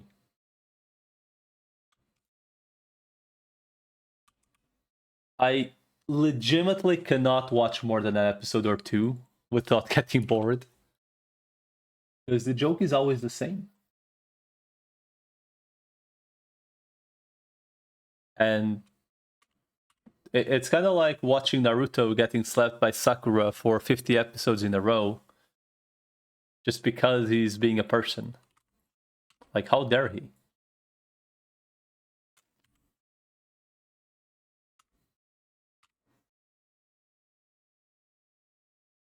There's only so much slapping I can watch.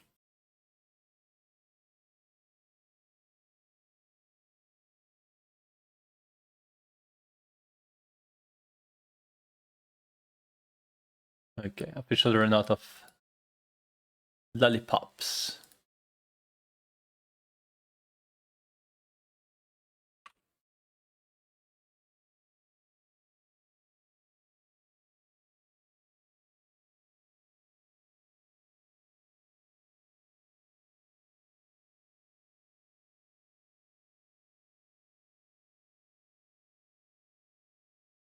Ba-ba.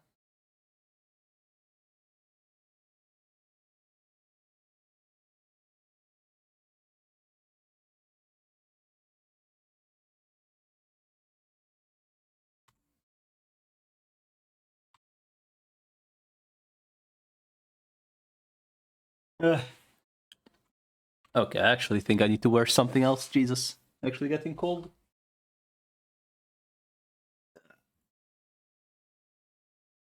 Good thing I brought the sweater. Let's go.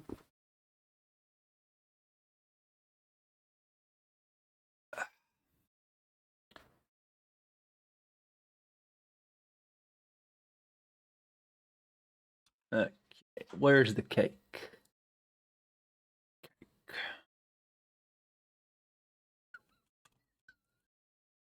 Hello? There we go. All right, old man. Listen. I mean, how cold is it even here? Well, supposedly it's not cold, but you know, it's not. It's like it's not cold. I mean, I was using a t-shirt, right? I could, I could put something on top.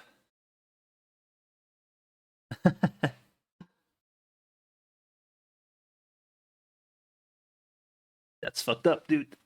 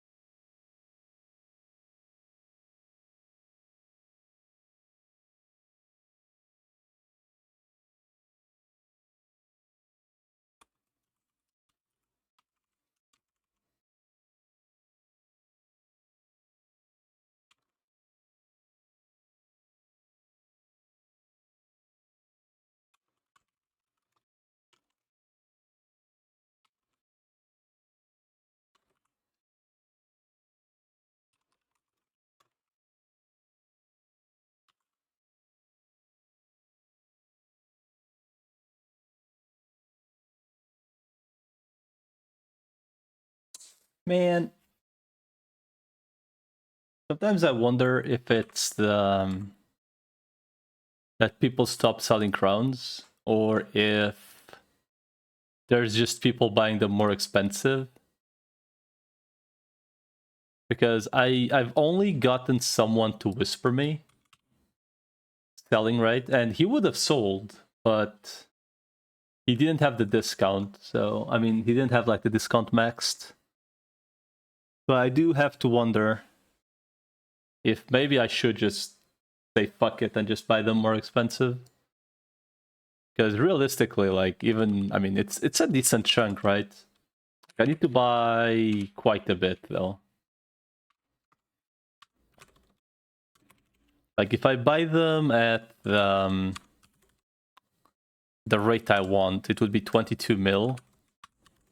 And if I buy them at the most expensive price, it would be 26 mil. So it's like a decent chunk higher, but it's not like prohibitively more expensive, you know? Like I would rather spend bits than real money. Because you can get bits by just playing.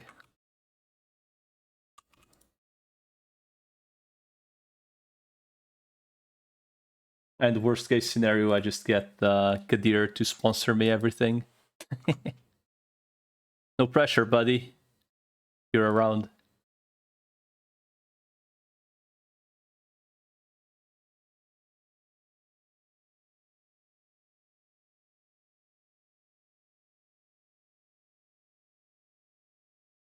Now, my concern regarding the Devimon's arm is that, for whatever reason, some guy bought the arm for 10 mil, right?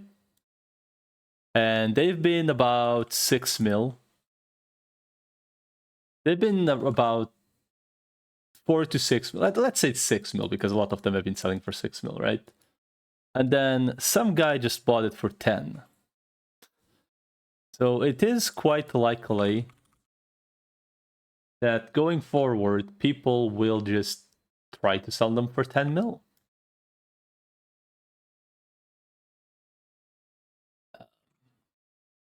Which is a little bit insane.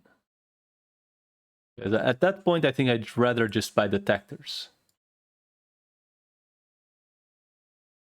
Albeit, I don't know like how much they are going for. I guess I should check.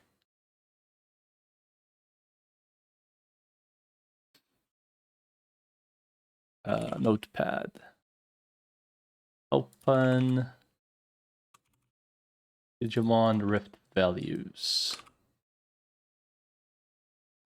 The Devimon / Leomon Rift gives about 55,000 bits. Okay, it gives less. That was during the event. So we can assume it gives about maybe 35 to 40k bits per run. And the only thing good there is literally the Devimon's arm. Now, Endermon's Elms seem to go for 4 to 6 mil on this server. And the Skull Greymon at piece, right?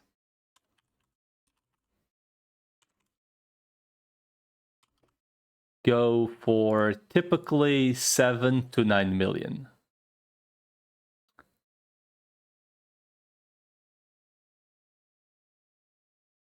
So the Devimon arms should, in theory, be in between, right? Price-wise. Because worst case scenario, I'm fairly certain, assuming they are the same drop rate as the Andromon's Elm, right? The Andromon's Elm is from the basic detector.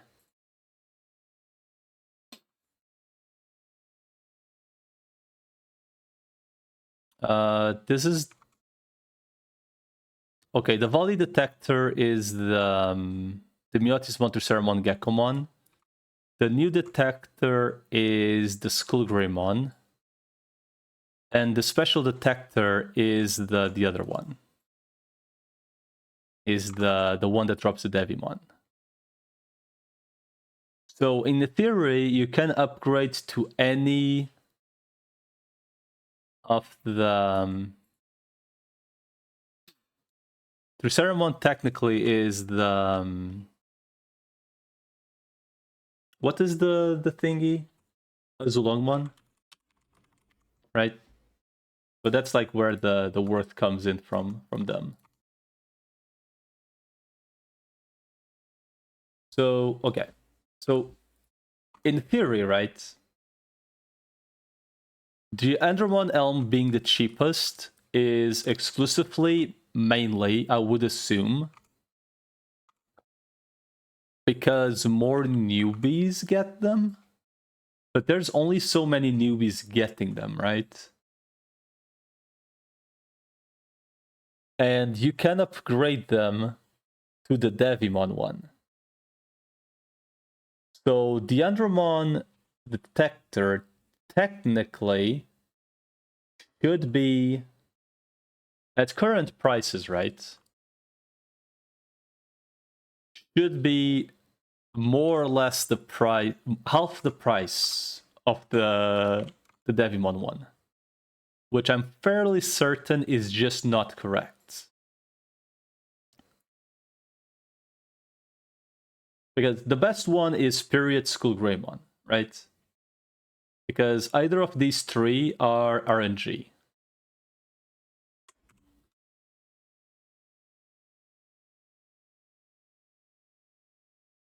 These three are all 50-50 on when spawning the rifts.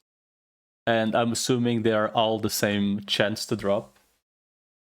And you can grab any of them, like the lower rarity ones, to upgrade to the next one. I think. Yeah, I think the basic goes special, the special goes new detector, and the new detector goes volley detector, which then can give Triceramon, which has a chance of being a Zulungmon, I guess.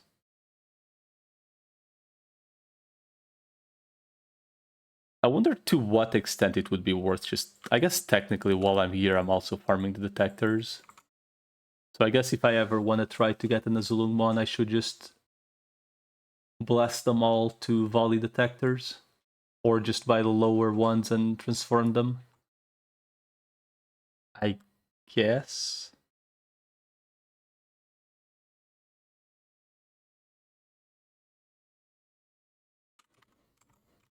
I guess maybe if I ever get like what I know, there is a 10 level cap drop rate which takes effect, depends on the rift. No, the that used to be a mechanic, it doesn't exist anymore.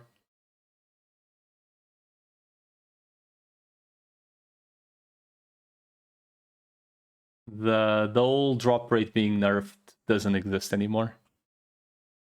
It's just overall drop rates are just garbage. So everything has shit drop rate essentially.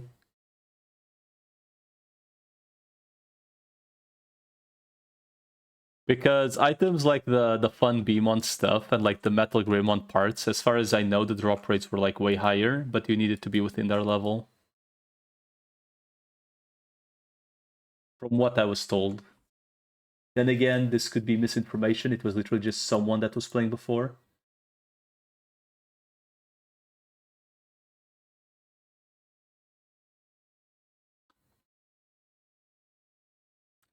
Where I'm standing right now in this game is the fact that, like, it seems kind of clear that anything Rift-wise you don't buy during the week. Because everyone does their Rift on the weekend. So right now, the shit on the market is what people farm during the weekend. Which I know has just finished. But, you know, there's not going to be more Devimon Arms and Skullgreymon Bones and Endermon's Helmet being farmed during the weekdays.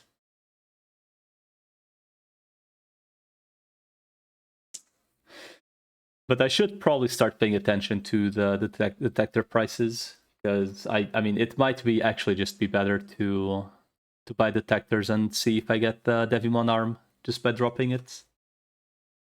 I mean it's an easy rift anyway, so.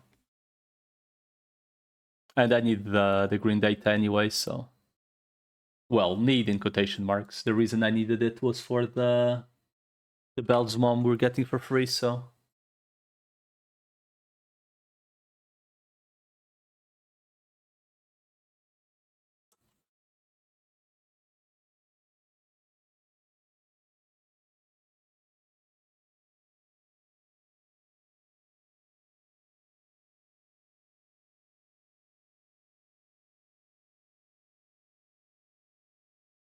Do I have 2 stacks yet?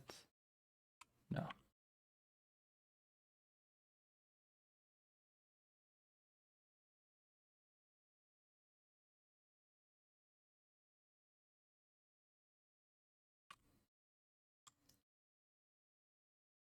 See, the thing that sucks is I don't know what the drop rate is for any of these items. Is this server 1? No. Server 3. Also hello.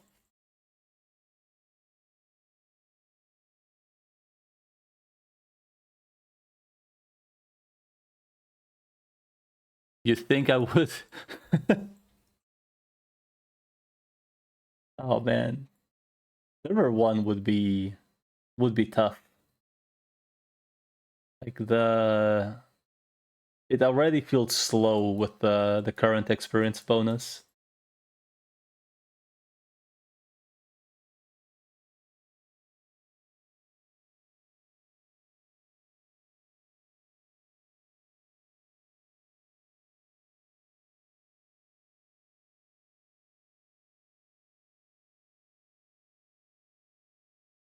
So, by the way, memo, in 2 days we need to spend all our current event currencies. I think there's no reason to have hope for it, right? But I am kind of hopeful that they give us some extra currency on the last day. But I really doubt it. So the 22nd server day is the last day we have to spend the allotment currency. The only one package in the case is worth to buy.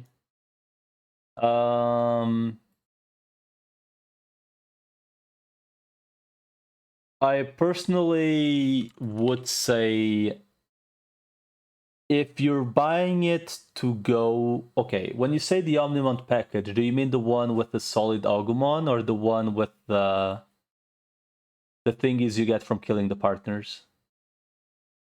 Because there's like 3 or 4 different packs, right?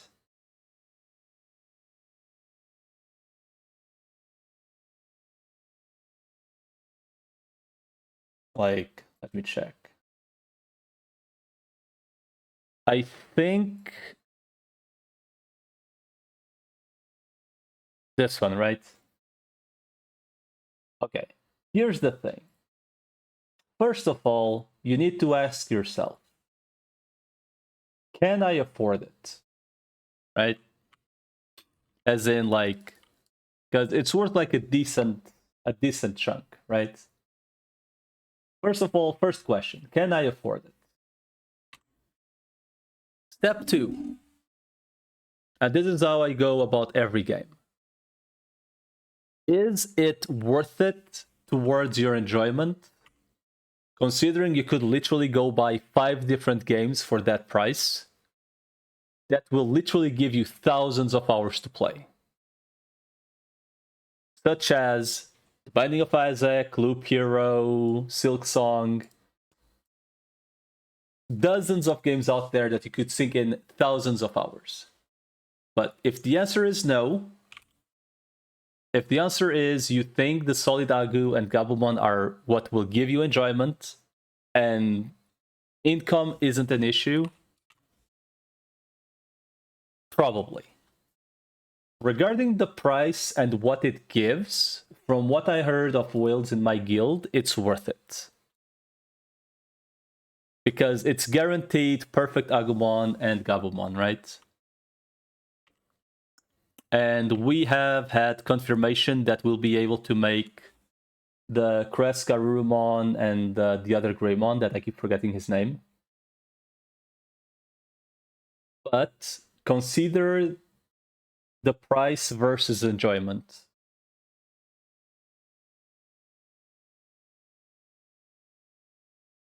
I will not be buying it, even though I know I would love to have it. For the sheer fact that I feel like if I always buy stuff on the cash shop to expedite my progress, at some point I'll reach the part where all my progress is going to be impossible things to get. That is my thought process regarding it. For me, for my case scenario, is the reason why I will not get it.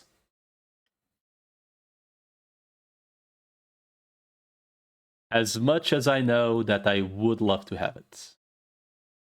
What is the other Greymon, right? It's this one, right? Okay, it's the Blitz Greymon that we'll probably be able to get. So essentially, the main reason why I say like big maybe is because we are confirmed to be able to get the Crest Garurumon and the Blitz Greymon on the next event. That's coming in like 2 weeks, I think. And technically, those 2 solids are for those 2 dudes. As far as I know, the Crest Garurumon is really good on its own.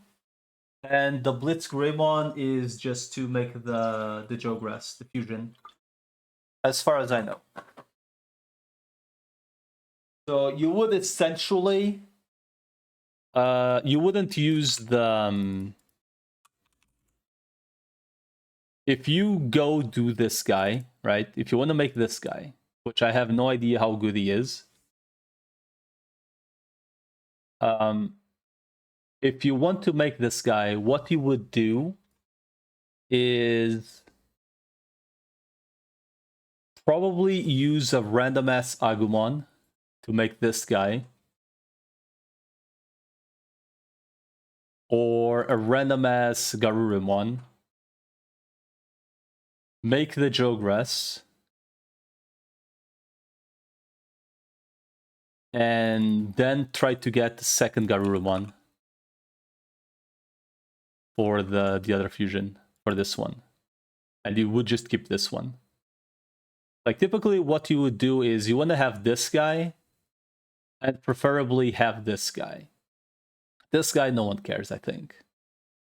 Yeah, no one cares, because this is a bad skill. So as a TLDR, you would most likely use one of those dudes to make the either the Omnimon or the Crest Garurumon.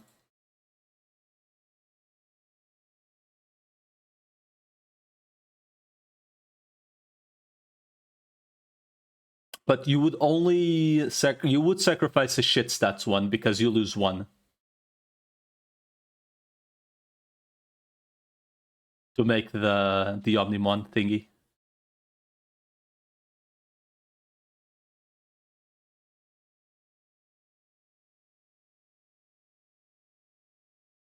That is my like what I have thought about the idea of the shop, like the how the things would work essentially.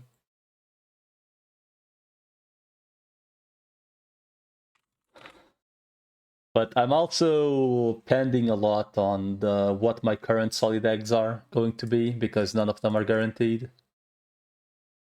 They're all RNG.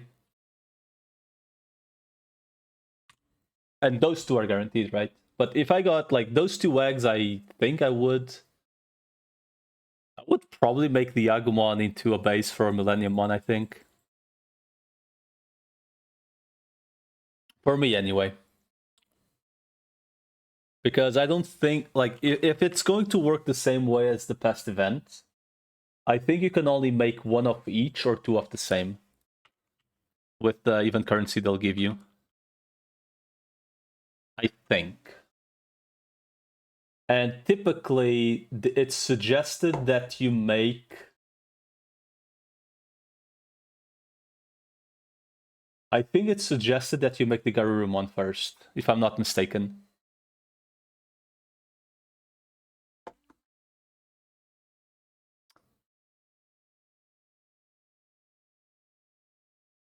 To make Omnimon, should I keep Waro Metal? For like the regular Omnimon?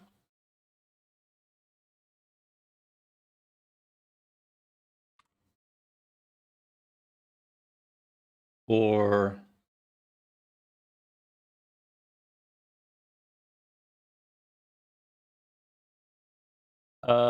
you would... I don't think it really matters which one you keep, because when you evo them, like when you make a mega into another mega, you lose the form before. So whichever one has the best stats is the one you don't sacrifice, essentially.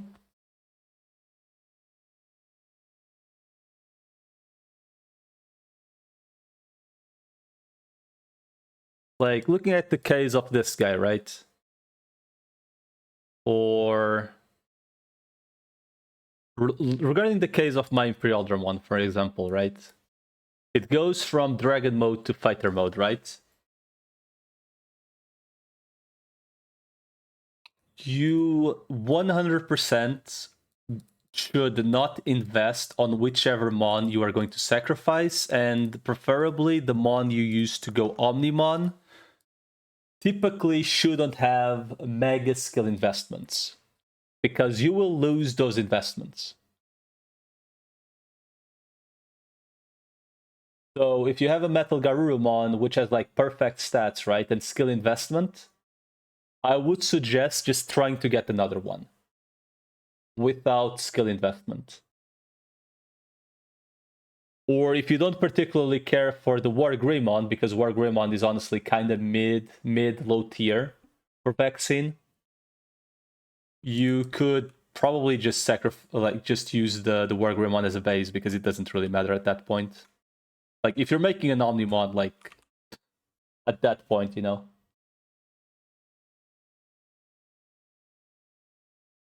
If you're making an Omnimon, I don't think you really care about the War Greymon anymore. But the Metal Garurumon is still relevant. Because there aren't that many good datas to begin with.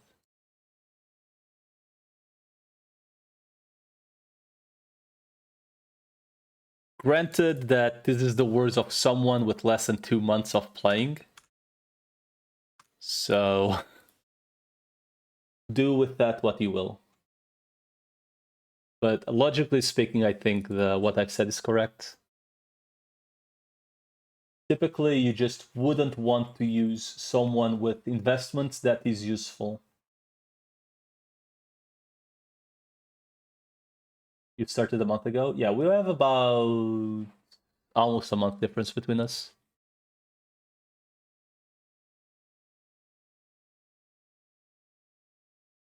You know what I need? I need to find a fucking sugar daddy in this game. Like, holy fuck, man. I just need to find someone that sells me crowns. Like, I don't wanna, like, put more cash on this game if I can avoid it. Like, I can just farm the bits to buy the crowns. The thing is, at least today, for whatever reason, I haven't found a single person selling.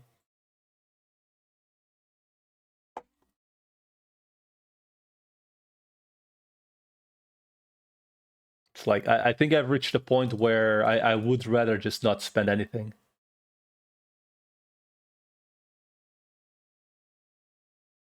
If I can, of course. Yay, time to kill more babies, boys.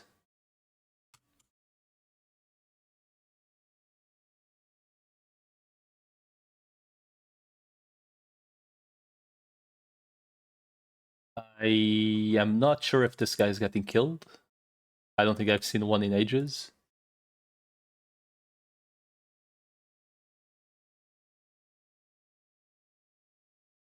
I think bottom one gets killed.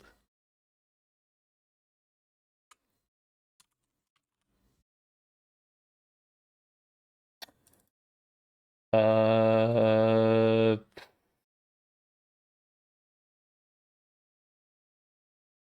mean, it's a 1 in 2, maybe. I guess stage 2 is where we decide to kill. We started at server 1. Jesus. You hope they merge server? I hope they never merge with server 1. Because... please, no.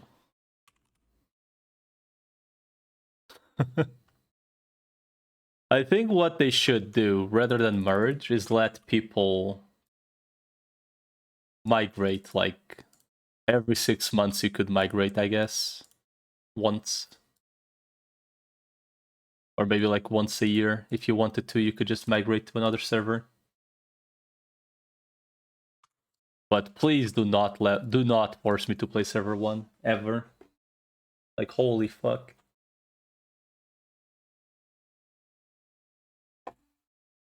It's already depressing losing to Wales. It's depressing enough to know I have no chance. Let alone when you meet, like, Leviathans at every second corner.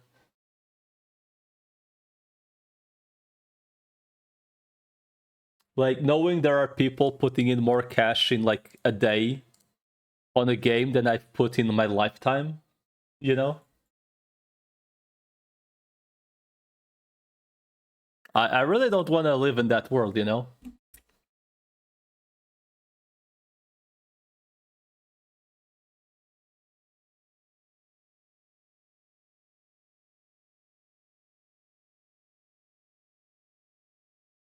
Let me chill here where, like, the whales are, like, less than $10,000 deep. Not the guys putting $10,000 a month.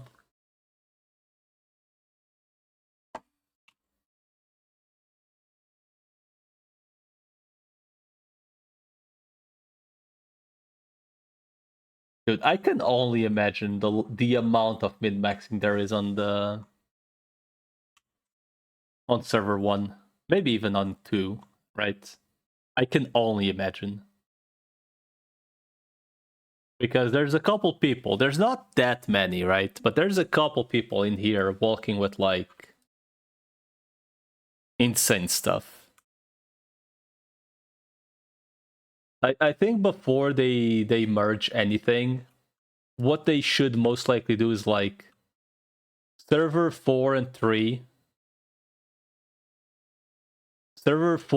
mixed in, and then, like, if server 3 still doesn't last, make it with server 2, and that if 2 doesn't last, make it with 1, I guess, at that point. I mean, I guess that would be a fair thing, right? But I don't think they should, like, ever just be, like, forcing people to be migrated to, like, fucking hell, you know?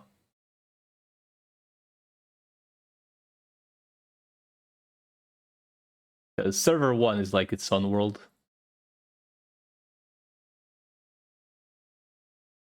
Why did you choose server 4, by the way, Matril? Because I mean, I'm assuming they're like, maybe you were playing with friends or something. Because server 3 itself isn't like, you know, that full. I don't even know why there is a server 4, honestly. Because 3 was never like very full.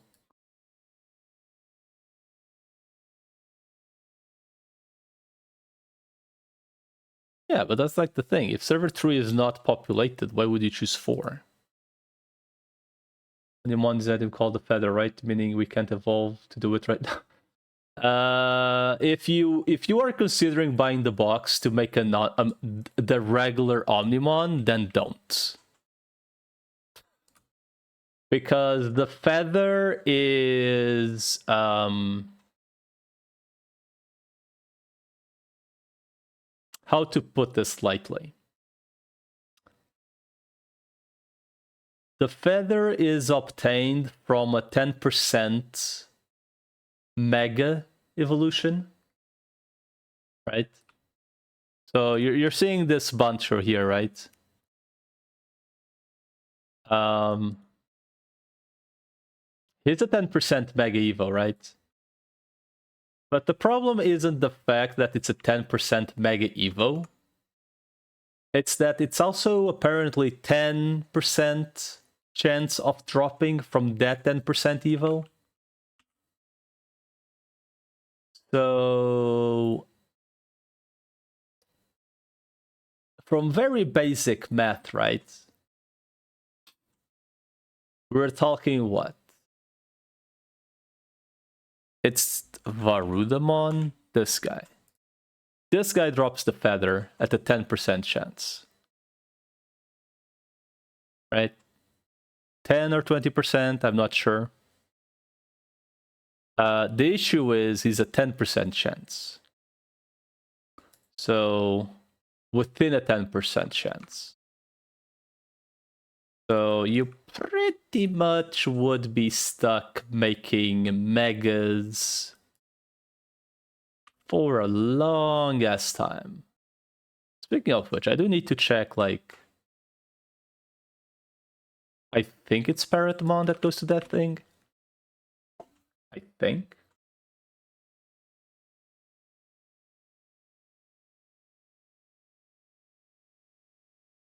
As a general consensus, yeah. I think that's more realistic.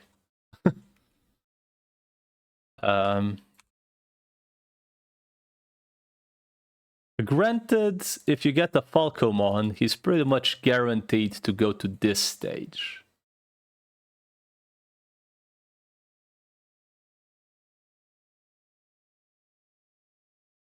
So technically, if you find Parrotmons, you could keep them for eventually trying. But like, you know, like we're talking a 10% chance of a 10% chance. And each evolutor will cost you at least 4 to 5 million. Ignoring potentials that it might need to even go to Mega, ignoring the chances of getting mutants. You know, ignoring all those things, you know. Yeah, and looked at Twitch, someone online and 2 were, and both on server 4. Really? I haven't been really checking the Twitch on this server. I mean, I mean, at least in like the past couple weeks, I haven't been checking. Typically, I just saw people doing the same thing I am, and I was like, you know, I already do it myself. I don't think I want to watch someone else grinding Inframons if I can avoid it.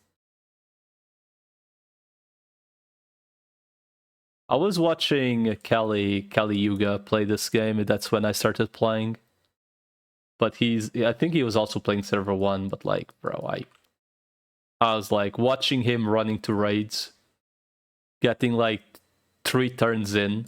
I was like, bro, Like, raids are like the one thing that I don't mind the rifts. I think the rifts are fine. I really wish the rifts wouldn't be so repetitive, if anything.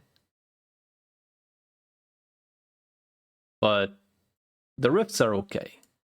And it's also my fault for doing the same rift over and over again. That is also completely my fault, right?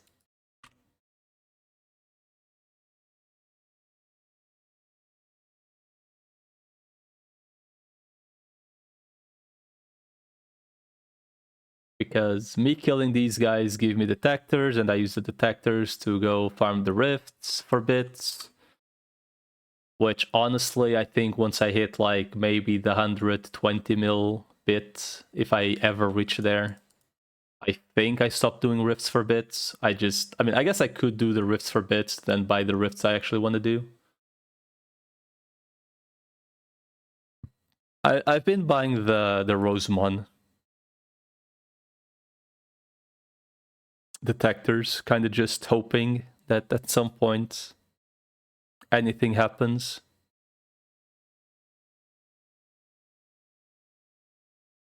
But realistically, the biggest upgrade I could ever get on my team right now, at least like, you know, the humongous upgrades I could get on my team is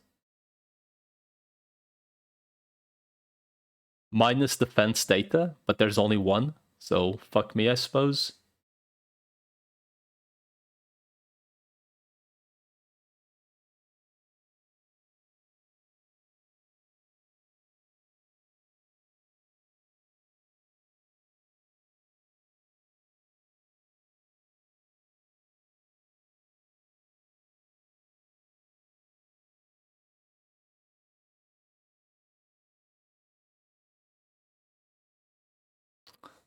Just better wait.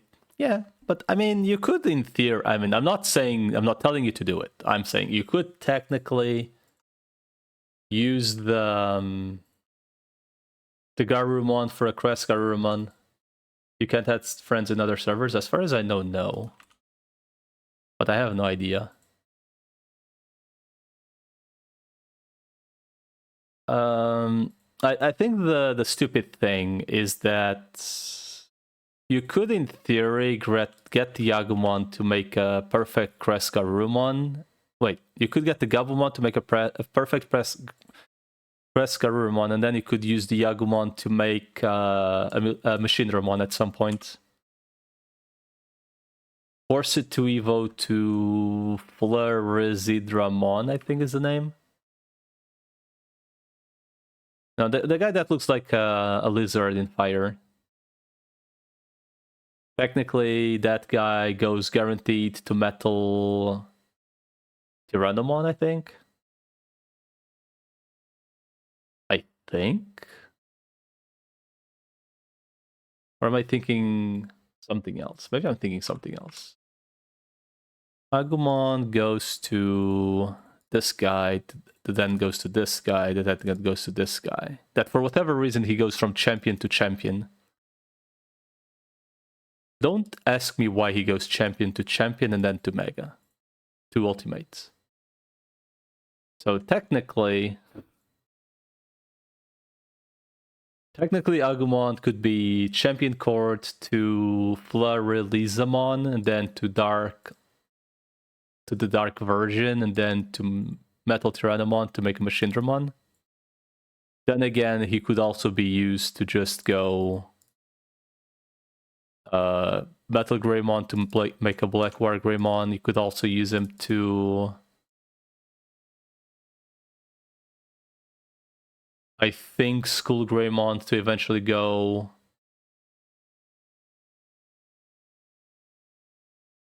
towards Millenniummon, I guess. Like Agumon is like the solid Agumon is the Holy Grail, essentially. You can pretty much do anything with it. Honestly. Like, I honestly do not understand why Agumon has so many good paths.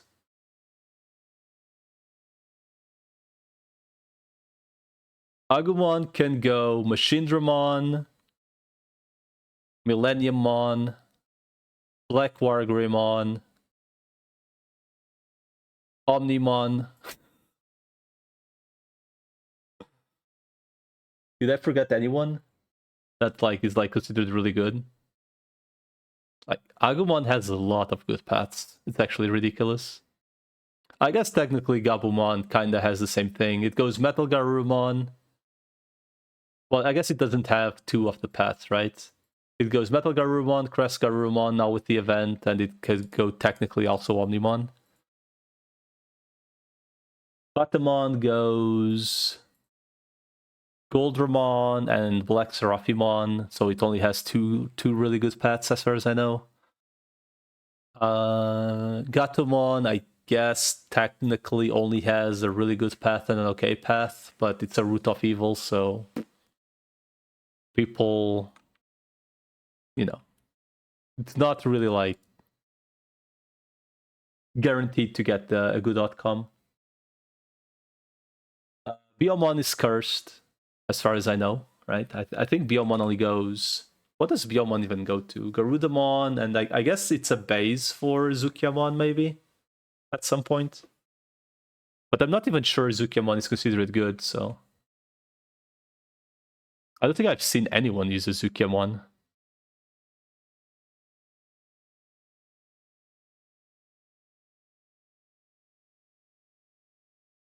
What else is there?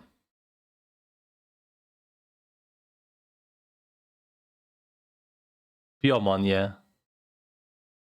Biomon can go Hippogriff, right? From my...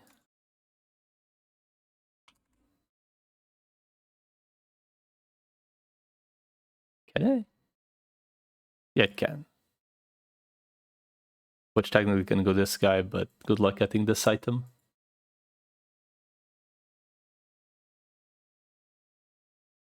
Biomon can go Titamon. Is it towards Nanimon? Because I think Nanimon then goes Digitama, right?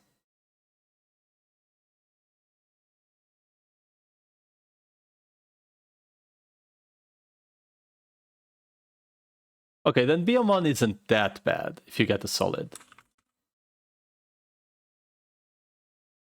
I mean, I would probably build it just for the guild subjugations. Because of the stun, right?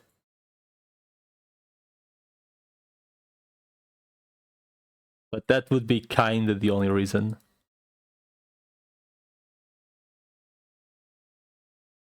If we play Jogras Siege, meaning we have to get the Jogras items again? Yes. Yes, it does. And if you fail, they also get Mutant. Both of them.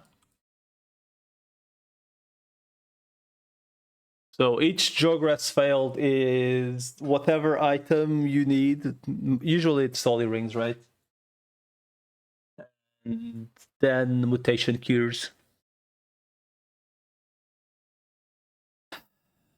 I have felt the Jogras fail.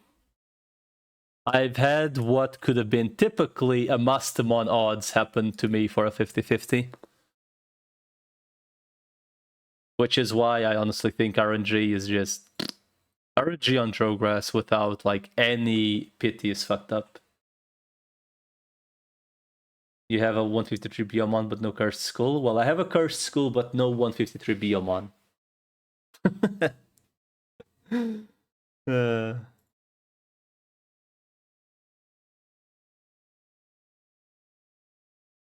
So I guess we are at an impasse, right? Duomini is 95%, is it?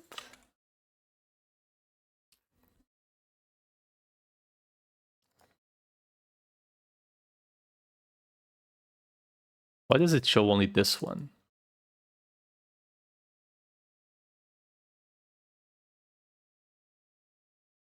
It doesn't say the odds, but...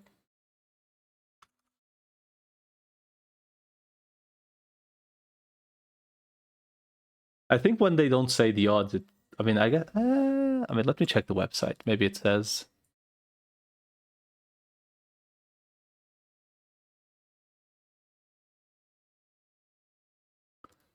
Digidex, Omni, Omega maybe?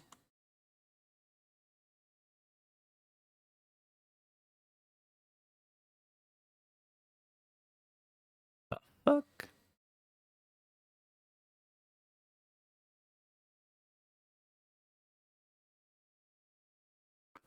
Agumon goes Greymon, that goes Metal Greymon, that goes War Greymon, that goes Omnimon.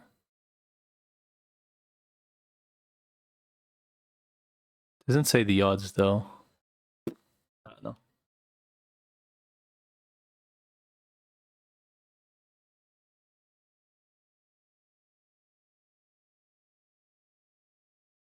I mean, honestly, Omnimon is a little bit a good luck moment because the feather is just fucked. I mean, the other items are kind of fucked as well, but like the feather is just good luck, really.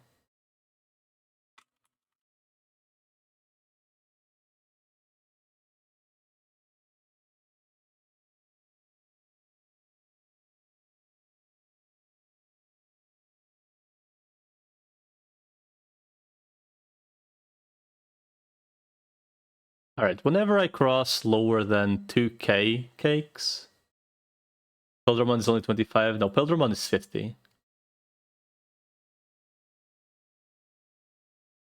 Mastamon is the 50. The 25.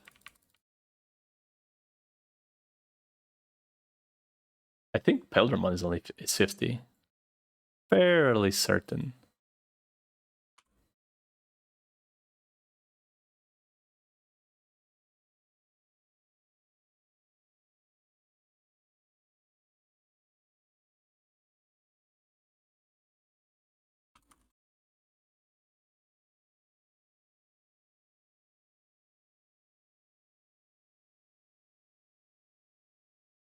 It's 50.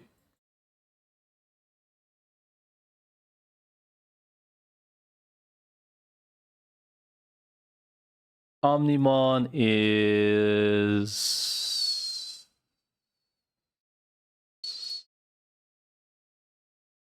100%. And Mastamon is 25%. I honestly do not understand why Mastamon is such a low drop, such a low chance. Because it's also probably like arguably one of the weakest progresses in the game. Like in terms of megas.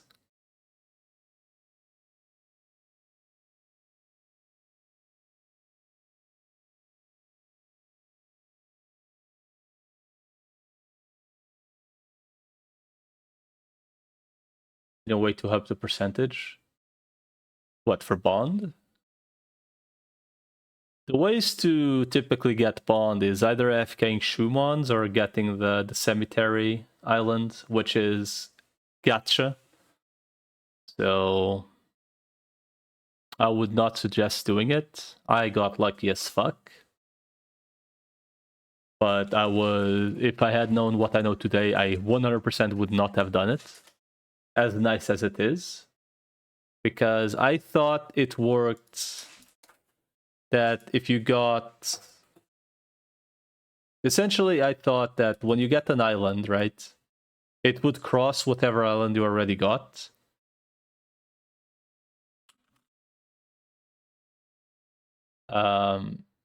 But I thought it was essentially you get an island and it goes to like 25% each rather than 20% because there's one less island on the pool. And then if you got like a second island, it would lower the chance again. As in like I honestly thought you would just keep the islands, like you could choose whatever island you wanted to use at each time. Honestly, I was like, why wouldn't it work like that, really?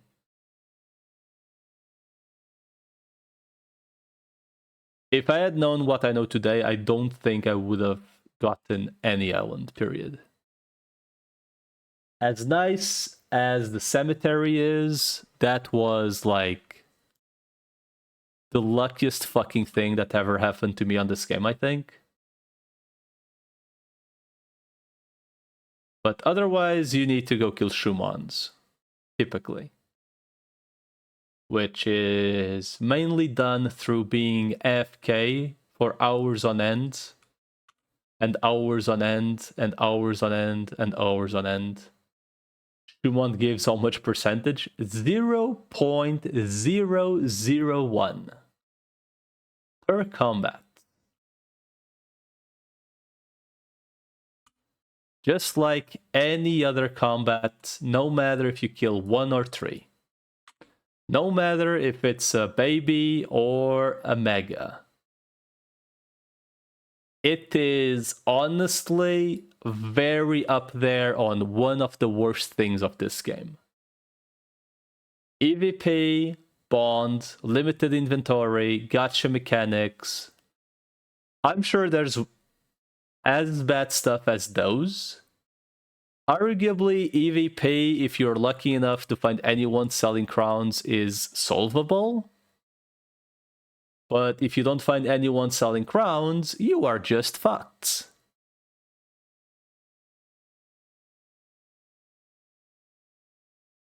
Honestly. EVP on this game is easily the worst mechanic. Bond is honestly a mechanic that should just not exist. Or, you know, Bond could exist for the chains. I think that's fine. Like, you want to min-max the chains with the Bond, okay, whatever. But, like, to Evo, the Bond should not be a thing.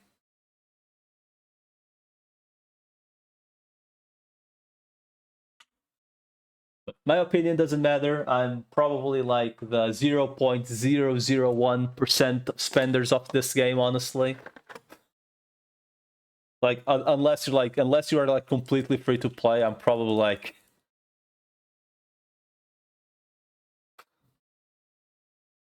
very, very, very down on the list of spenders.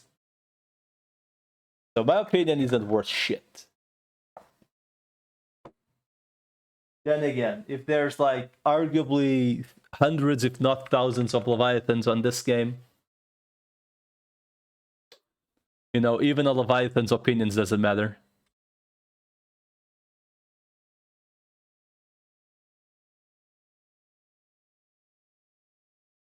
How much EVP am I spending per combat, actually? Ah. Yay. Thank you for the follow, and I forgot I had this scene being captured, huh?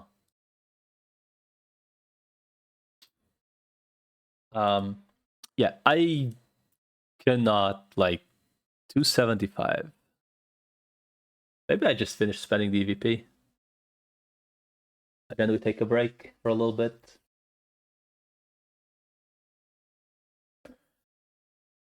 You know, go to the bathroom at least. I mean, 275. Is it spending 15 per? Like 20 more combats? Less than 20 combats.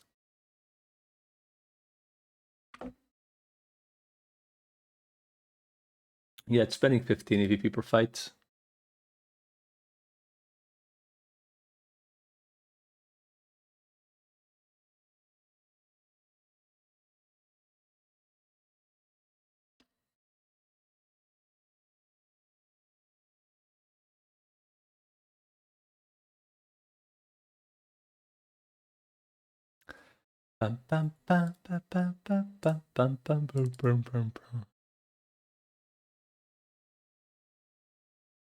What's this guy saying? I think everyone does not need EG core. What?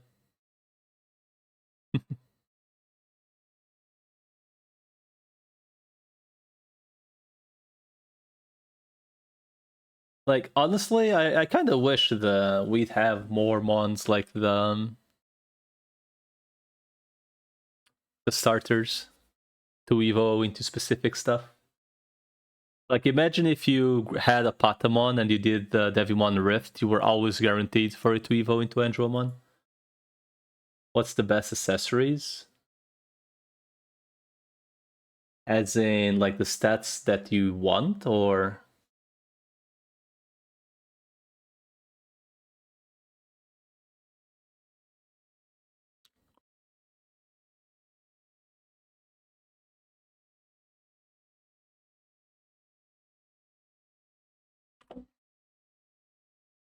the endgame rings. I mean, they're from Data World, but good luck getting good ones.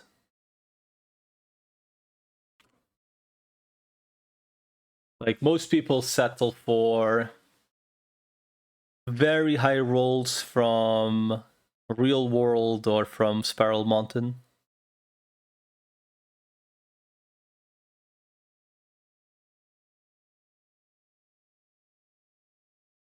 For the most part.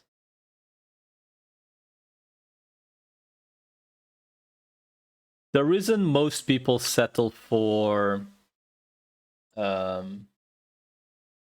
real world settling is mostly because of the rings. Like, most people will at some point grind Inframons because it's just, if you're like blindly grinding, it's the best place to grind. Because you get okay bits as you go. And you get selectors. Detector selectors and like other shit. Which was like most stuff you can sell, right? Like you can sell the ultimate skill cubes, if you already have proficiency to 130 for the Machidramon parts. You can sell the Inframon Digitamas if you don't care for Impmon anymore, which I guess I guess the Inframon stolen Digitama's price will drop to literally nothing.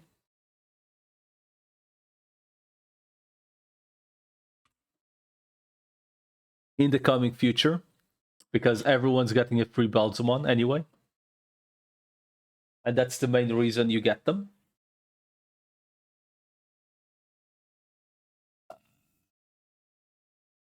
The main reason the rings most people settle for, the ones Inframon's drop, because people just grind that Inframon, so it's very likely you get like a good blue at some point.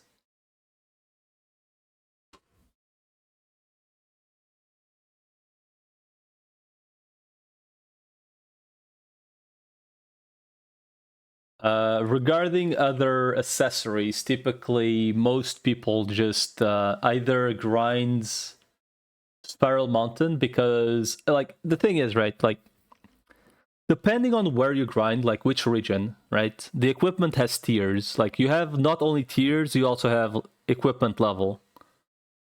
So like a purple from Real World is going to have like as high rolls as like blue or a perfect green from the map after. So for the most part, you are kinda better off grinding either a really, really, really, really, really good green with like very high rolls green and then refining it to get extra stats, or you get a really good blue and eventually refine it. Because it's very likely that you will get like a good green before a good blue, but you can also just refine the green to like +3 for a somewhat negligible price, because greens aren't that uncommon to get. Because like when you dismantle the equipment, right, you get the material. And to get the material to upgrade a blue or a purple, right? And 10 neck from Spiral Mountain, yeah. You don't get it? Okay, so essentially the way it goes is from the get-go. I haven't farmed any equipment on purpose, Mystery, myself. But I have like okay equipment that I found as I played. The way you go about equipment is, what can you grind at an okay speed? Right? If you can't grind a place at an okay speed, there's literally no point in grinding for it. Regarding equipment. And the issue essentially in the data world is that things in there are either extremely tanky, or it takes a long time to get good enough mons to grind it properly, right? Like I am at the stage where like I have an okay free team. right? Like I have the fighter mode, which is the best free type, right? But if I'm going to grind unknown types for equipment, which are like 2 or 3 times tankier than these dudes, the fight is going to take 3 times longer than this fight, right? And then you're grinding for like an equipment that has like 5% chance to drop. So once in like every 20 fights, I'm going to see a piece of equipment. And then from out of like those 20 fights, I need to multiply that by like 1,000 times to maybe get a blue or a purple equipment with okay stats. And then if I want to refine it, I need to find more blues to break them to have the chance of upgrading the item. So for the most part, you're kind of better off getting like high roll greens. Like, example. These two equipments technically, like, okay, so you see this equipment, right? This is from this map. This equipment is giving me 25 int, yes? If you grab one of these with the maximum rolls, right? The common ones, which when you dismantle them, they have a chance at giving you the same material that you need to upgrade it. If you refine this equipment with 10-10 int, which is the max roll of a common, in this area, you can refine it to +3 and it gives 13-13, right? So in theory, not in theory, in practice, the common ring from this map with max rolls at refined +3 is better than what I'm currently using, right? This ring +3 with 10 int, 10 int, +3, which is a common equipment, gives 26 int. And these ones are giving 25 each. And these will be more difficult to refine to +3 than these, or these, or these, right? That's what I mean. So typically what people do is they just settle on a map that they can kill effectively, and they just grind the fuck out of it until they get either a really good common, like max roll common, very high roll green, or like okay rolls blue. That's typically what most people tend to do. In my case, I haven't really farmed anything. All the shit I'm using is just stuff that I've obtained as I went. Like this one technically is really good because it has very high int and strength is also usable, but the chances of me ever getting this refined may as well never exist. Like this shit is never getting refined. It's a purple, right? It would be, I need to go grind whatever dropped this, hope for a purple, break purples until I can upgrade this. Like, this is never getting refined, essentially. So, like, whenever I do go grind something better, I mean, I'll probably settle for that because it's a very high roll int, right? But, like, whenever I do go get better equipment than I currently have, I will have to look at something like, is this a common with very high rolls? Is this a green with okay rolls? Or is this a blue with okay rolls, essentially?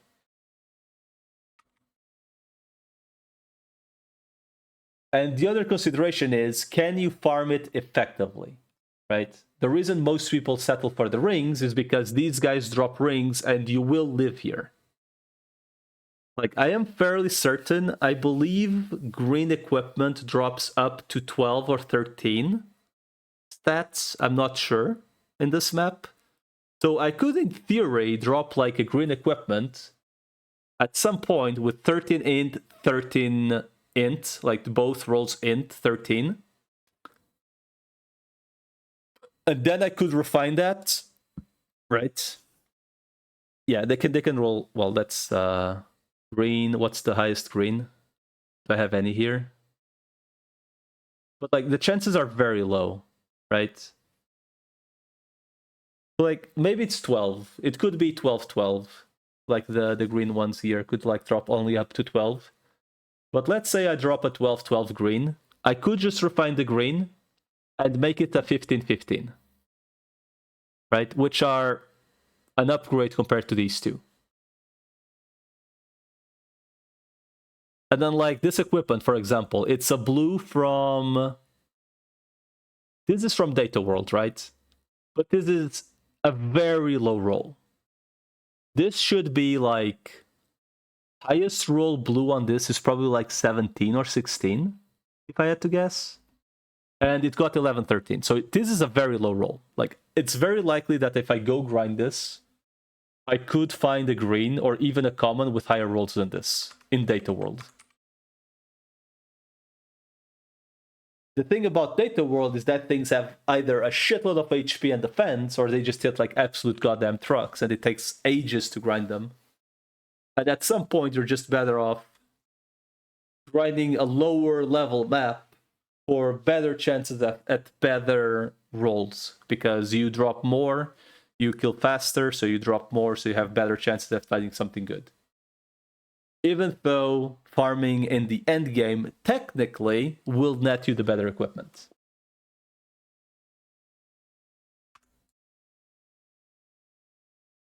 So whenever I do go grind a necklace, because my necklace is absolute dog shit, I will most likely go grind something at the Spiral Mountain somewhere, where I can like maybe like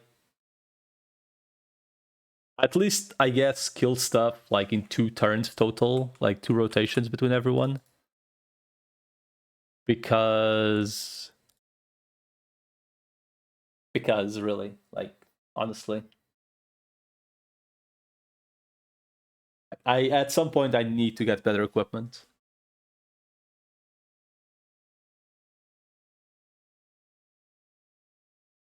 Because as it stands, like, it's probably like the biggest thing I can do right now to make my team stronger is like just get better equipment.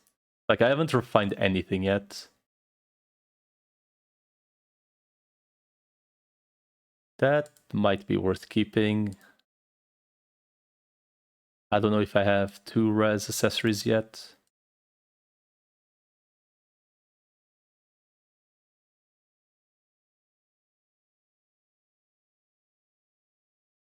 Res 12, res 13. Like, this ring, for example, is absolute dog shit. Defense.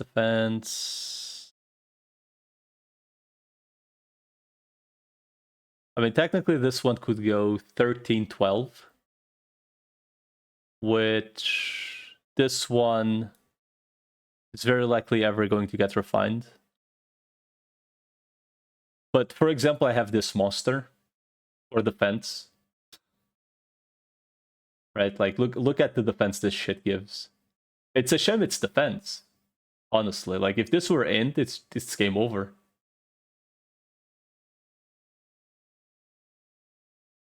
Defense, res 10. 10-9. Okay, so this is the best one. This is the second best one, and this is the third best one. I think those are all the only ones I have for res.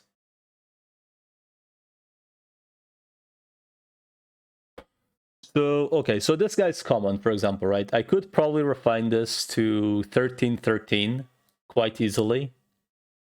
And this one would be 13-12 and be okay to refine it. And this one would be 15-14 and pretty much impossible.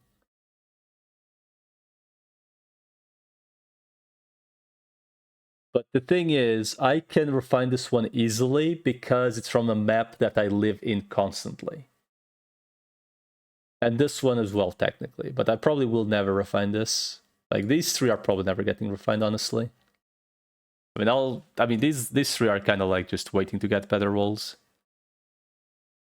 Like, to be completely honest, like, this is useless as well. Like, if they never buff strength, it's just useless.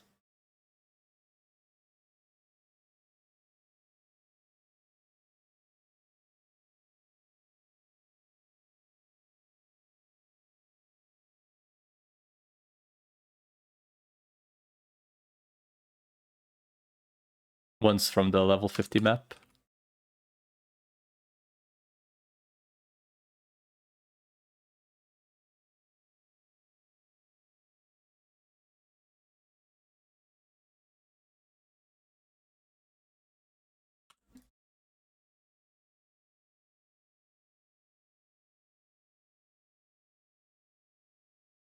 Pet peeve, why can't we just like mass select things to sell? If anyone knows a way to sell quicker, please let me know. Because this is why. Why is this a thing? Like dismantling, you can just select them as you go, but like that one I do not understand why it works like that. Or I forget how many. Okay, 38 of these. 40 of those. There we go. Has anything happened in my absence? Yay. This ring ever gonna sell? Who knows? Probably not. I guess I should just sell them cheap and call it a day. Or just break it and call it. Like, honestly, I should probably just sell the site, like, just break it and call it a day. It's better than that one.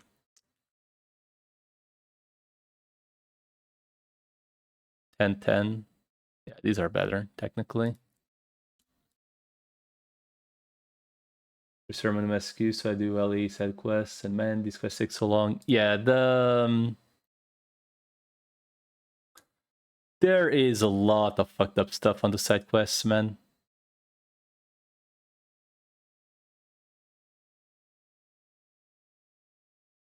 Okay, I guess we might as well check this right now. Okay, this is someone being an asshole. Okay, so here's the thing, right? These detectors currently are like way too fucking expensive. Any of them, really. All detectors are useless. Basic detectors, where are they? Are technically for Andromon. That's trolling. Special detectors are currently going 250k. In a theory, depending on the chance of getting a Devimon arm, maybe. But I'm fairly certain Devimon arms currently are being sold way too goddamn expensive.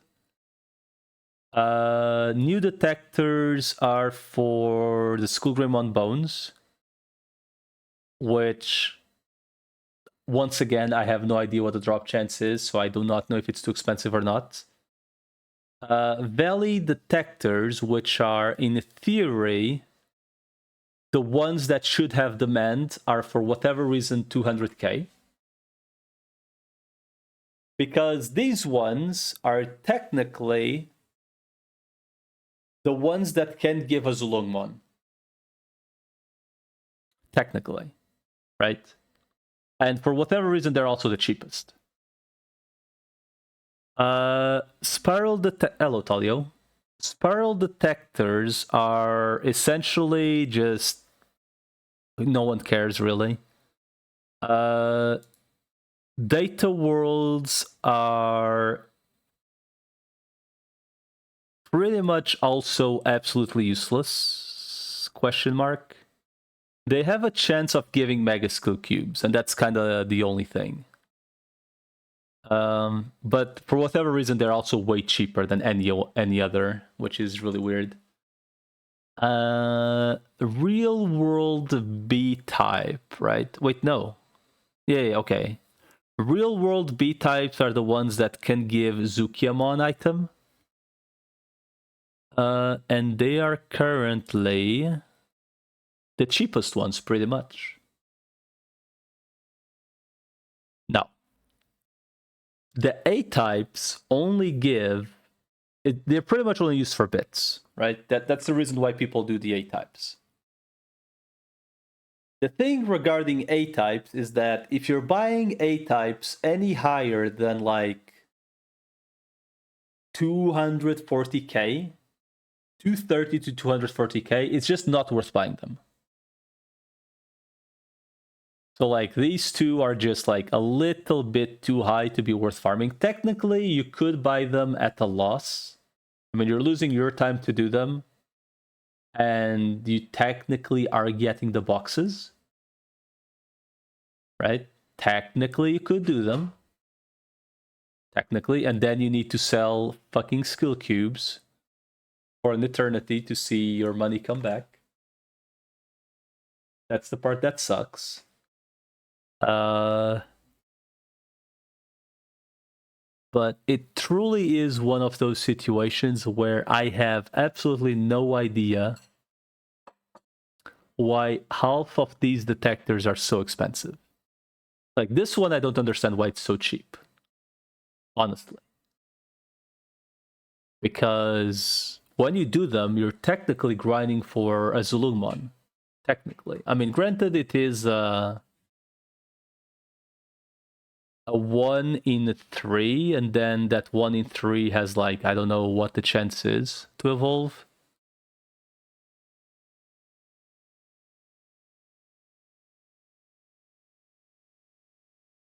I do wonder how much these things actually sell for. Or not what they sell for, but like...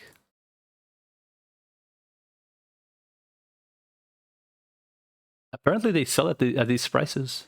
Honestly, I do not understand. I mean, granted, these prices are a little bit too high because we just had the plus bits event happening. I'm surprised people just buy them.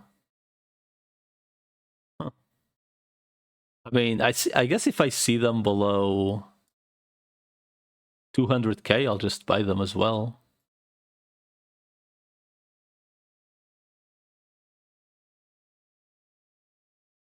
I am surprised people buy them, honestly. This is not the one you use for the Evo, is it?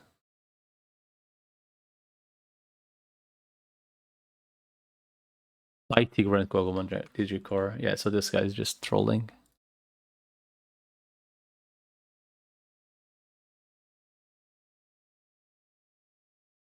I am like... I don't know, man. Like, the Digicore... fuck's sake. Drawing a blank. The whole situation with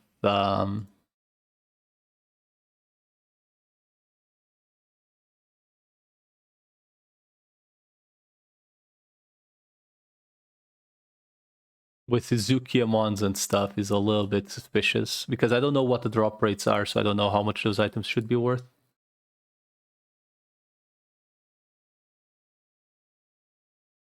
Like, if we had any idea what the drop chances are, you know, like, we could at least try to understand the pricings, right? Dude, I could, like, scam the... Is this the item I need?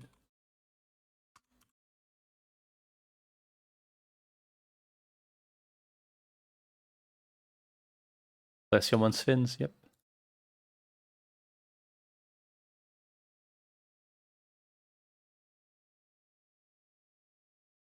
I mean, even at 50k, I'm gonna buy it. I don't fucking care.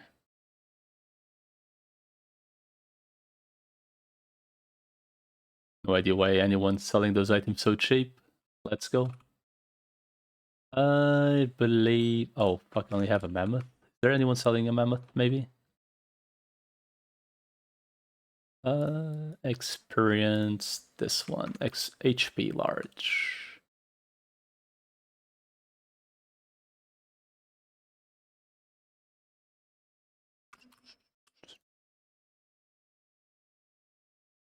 Combine. Don't scam. Yay, 153. Slowly but surely getting there. I don't know. Okay, someone has a merciful mode apparently. VIP. Bro. No shit, you're the VIP, dude.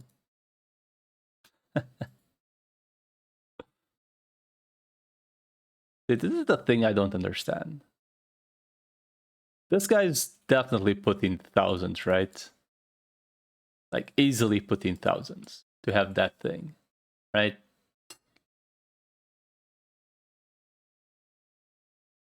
But somehow the equipments aren't that great.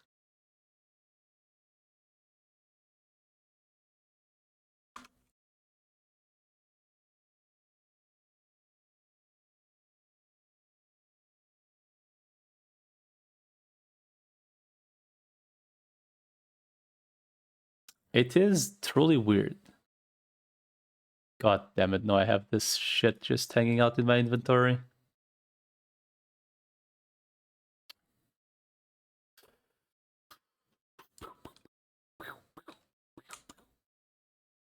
Okay.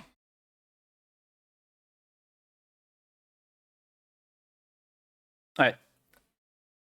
Well, while I take a quick bathroom break, at least, I guess IFK under the tree. So we got some EVP back.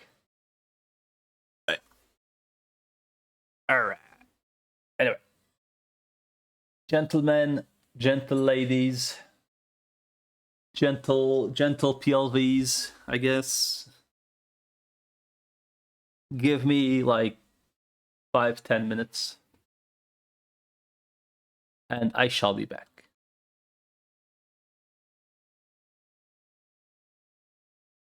Where do I have the thingy?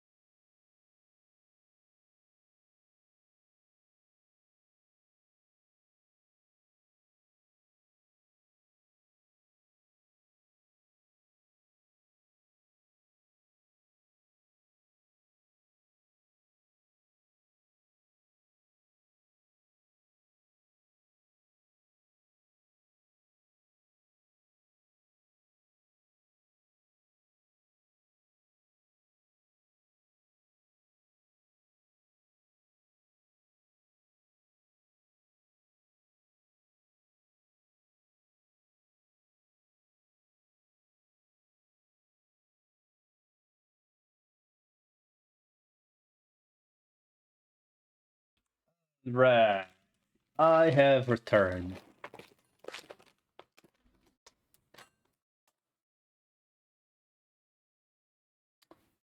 God damn it.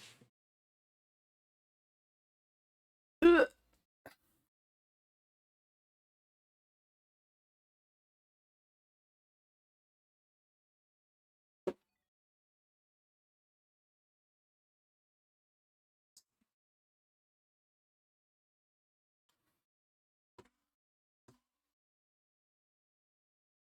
Mhm.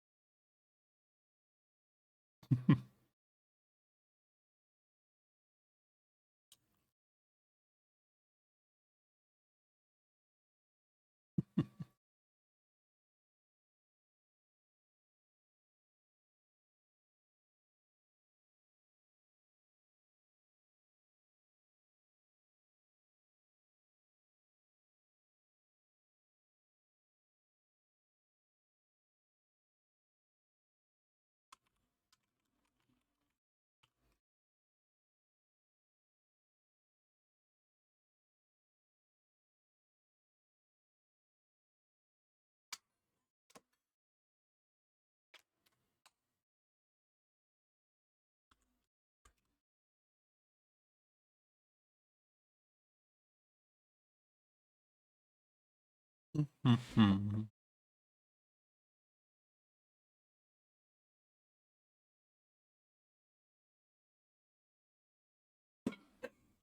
Wow.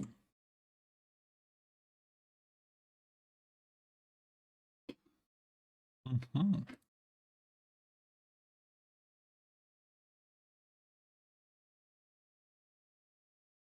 Mhm.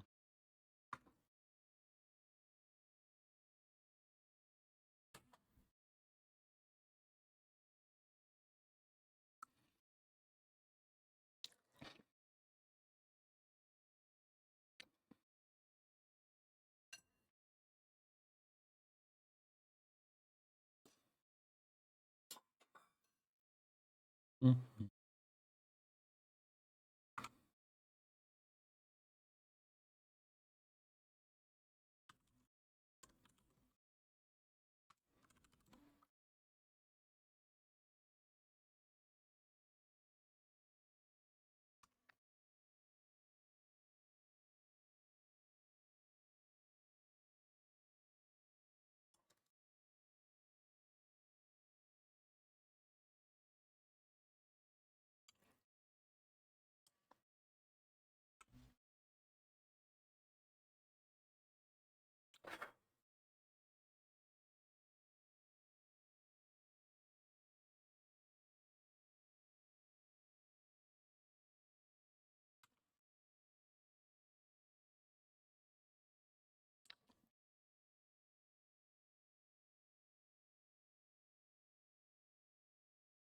I'm fairly certain this Vika guy is literally just flipping the market. Because holy shit.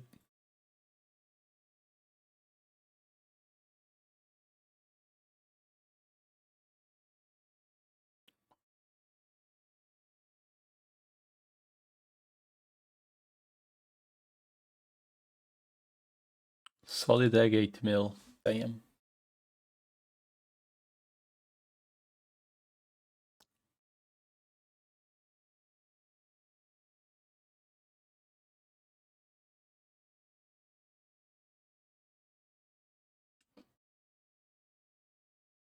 Damn, I'm legit reaching the point of being like, it's not even about things being expensive. It's just that, like,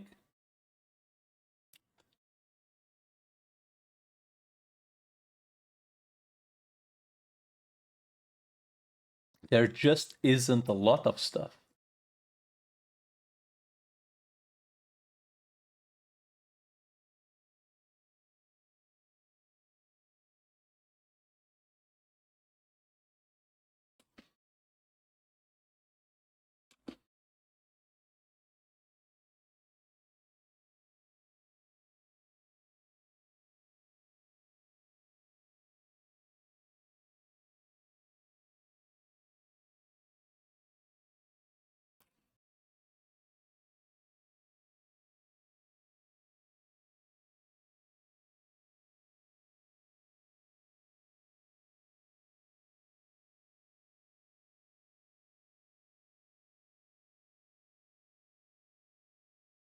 Well, not much to halfway. Still halfway, dude.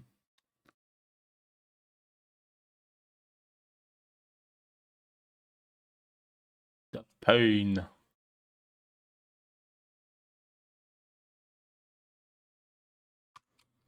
Right, well.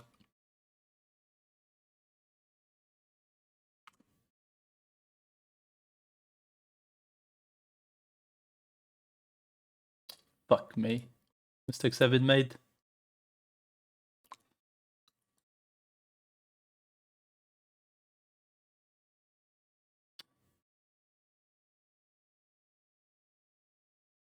I need to charge them so they're all at the same place.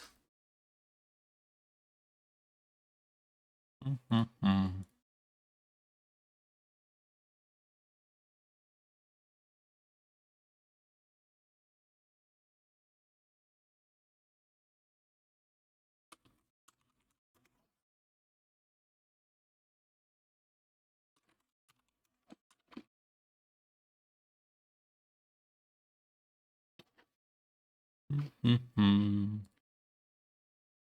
Mm-hmm. Mm-hmm.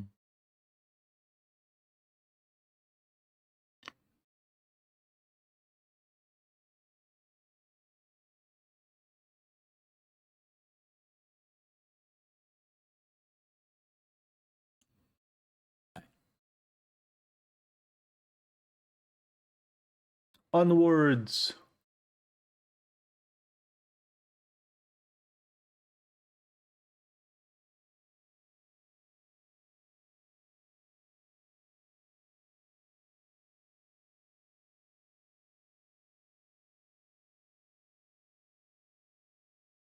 To the gulag. Oh shit, I forgot to stock potions. I guess I may as well just go back. Well, I guess I can spend all of these first. No real reason to keep them.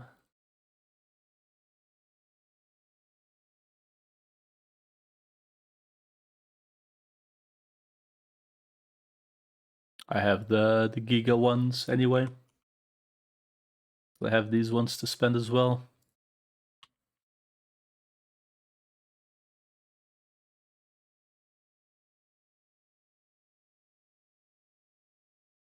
Alright. Do I have...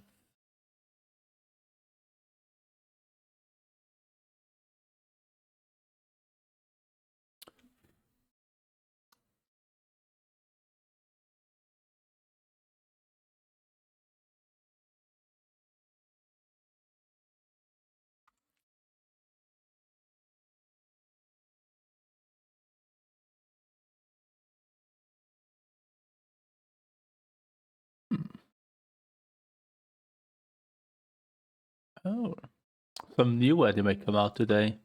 I see.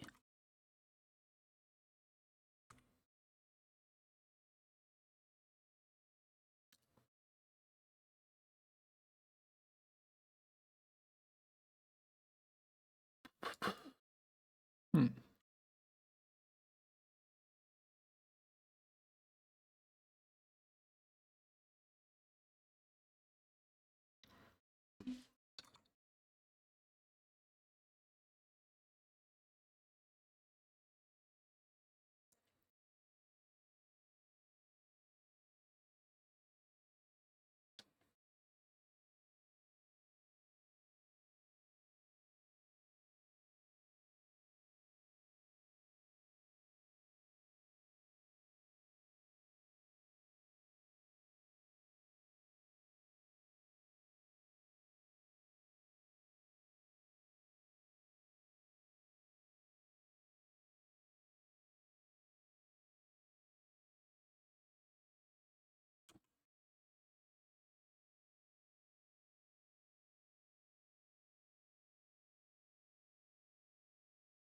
Mm-hmm.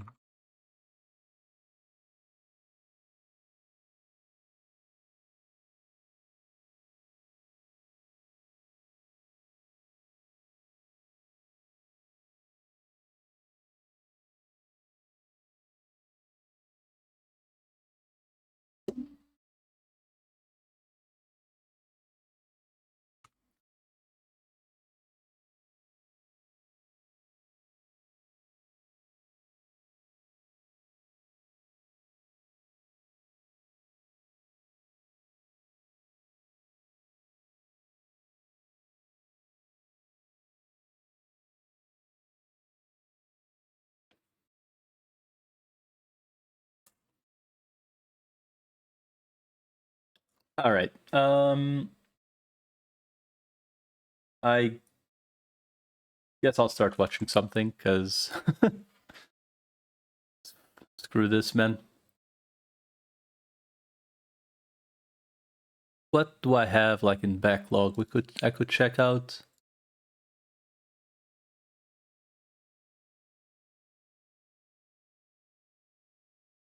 Hmm.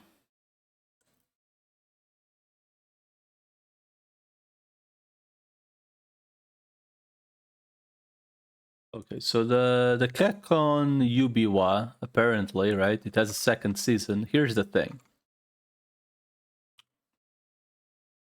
Apparently, it also has a very cultured version, which I I assume cannot be streamed.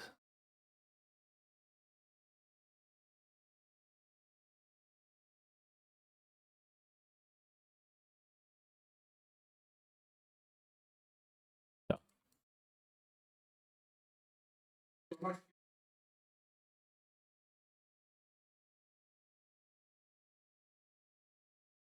Oh.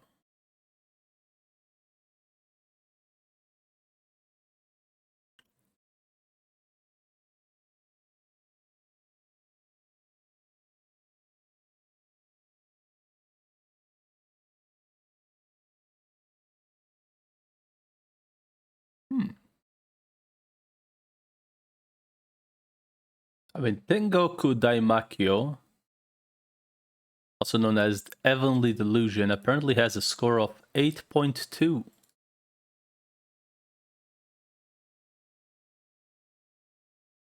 I do not really know what it is about.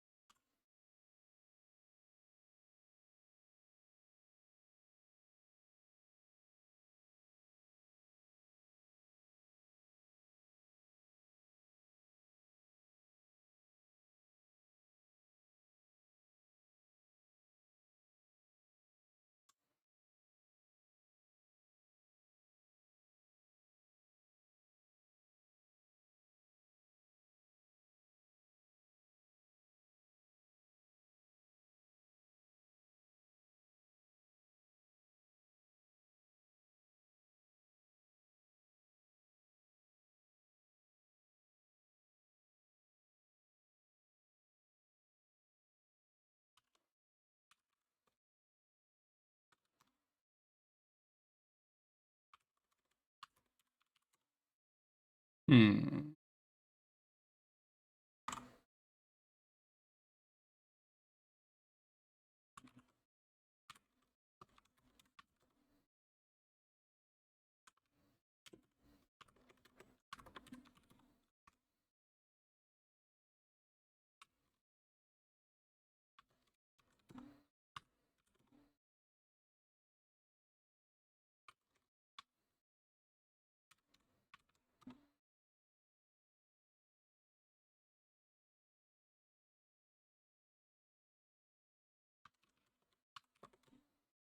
Hmm.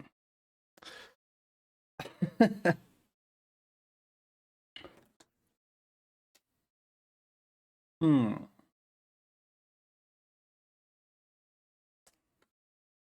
I'm kind of thinking of doing something absolutely cursed.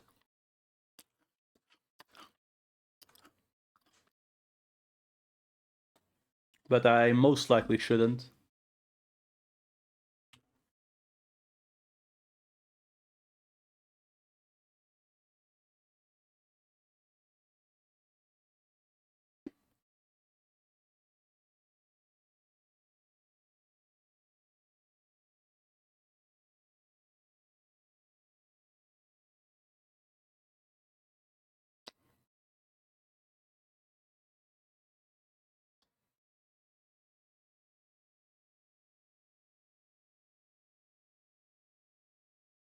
Essentially, what crossed my mind was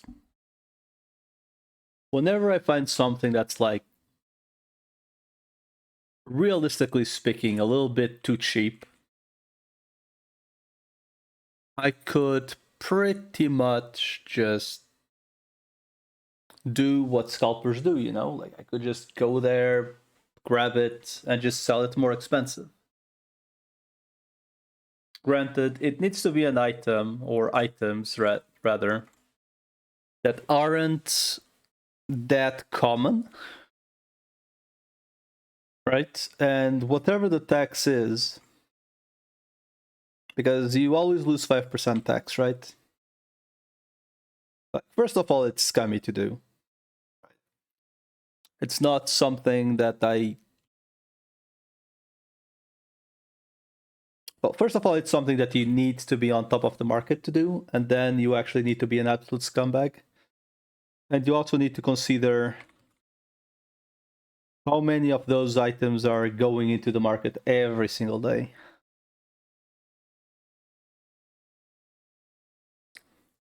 Because otherwise, you just, if you don't make profit, what's the point, right? So I was mostly pondering, right? So like, let's say a 4 million item, right? If you grab a 4.5 million of an item for 4 mil, then you try to scalpel it for 4.5, you're technically making 200k profits. Granted, you absolutely need to, you know, it needs to sell, is essentially the issue, right? And I'm not sure if these items sell. Like, I suppose I would need to check, like, essentially how many of them are being sold a day and how many are being posted constantly.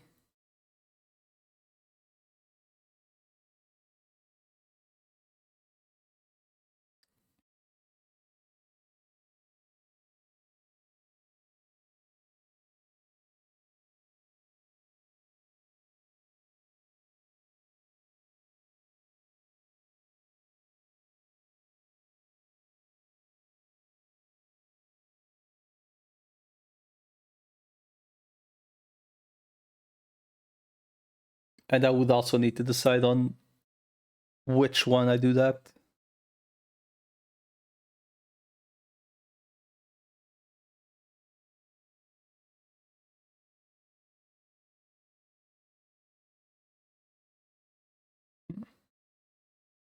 What is this show?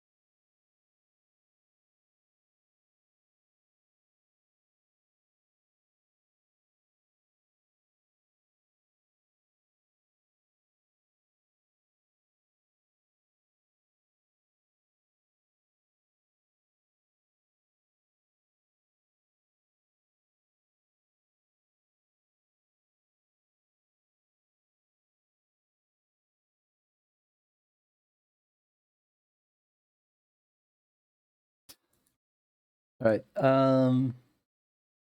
I know it sucks, but I'm just gonna, go watch stuff off stream.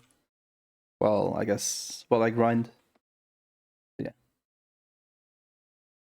Once again, thank you all for hanging out.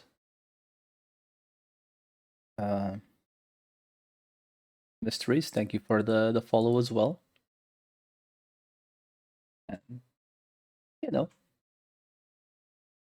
catch you all. I don't know. When is the next? I think Arc Knight's update is technically Wednesday, right?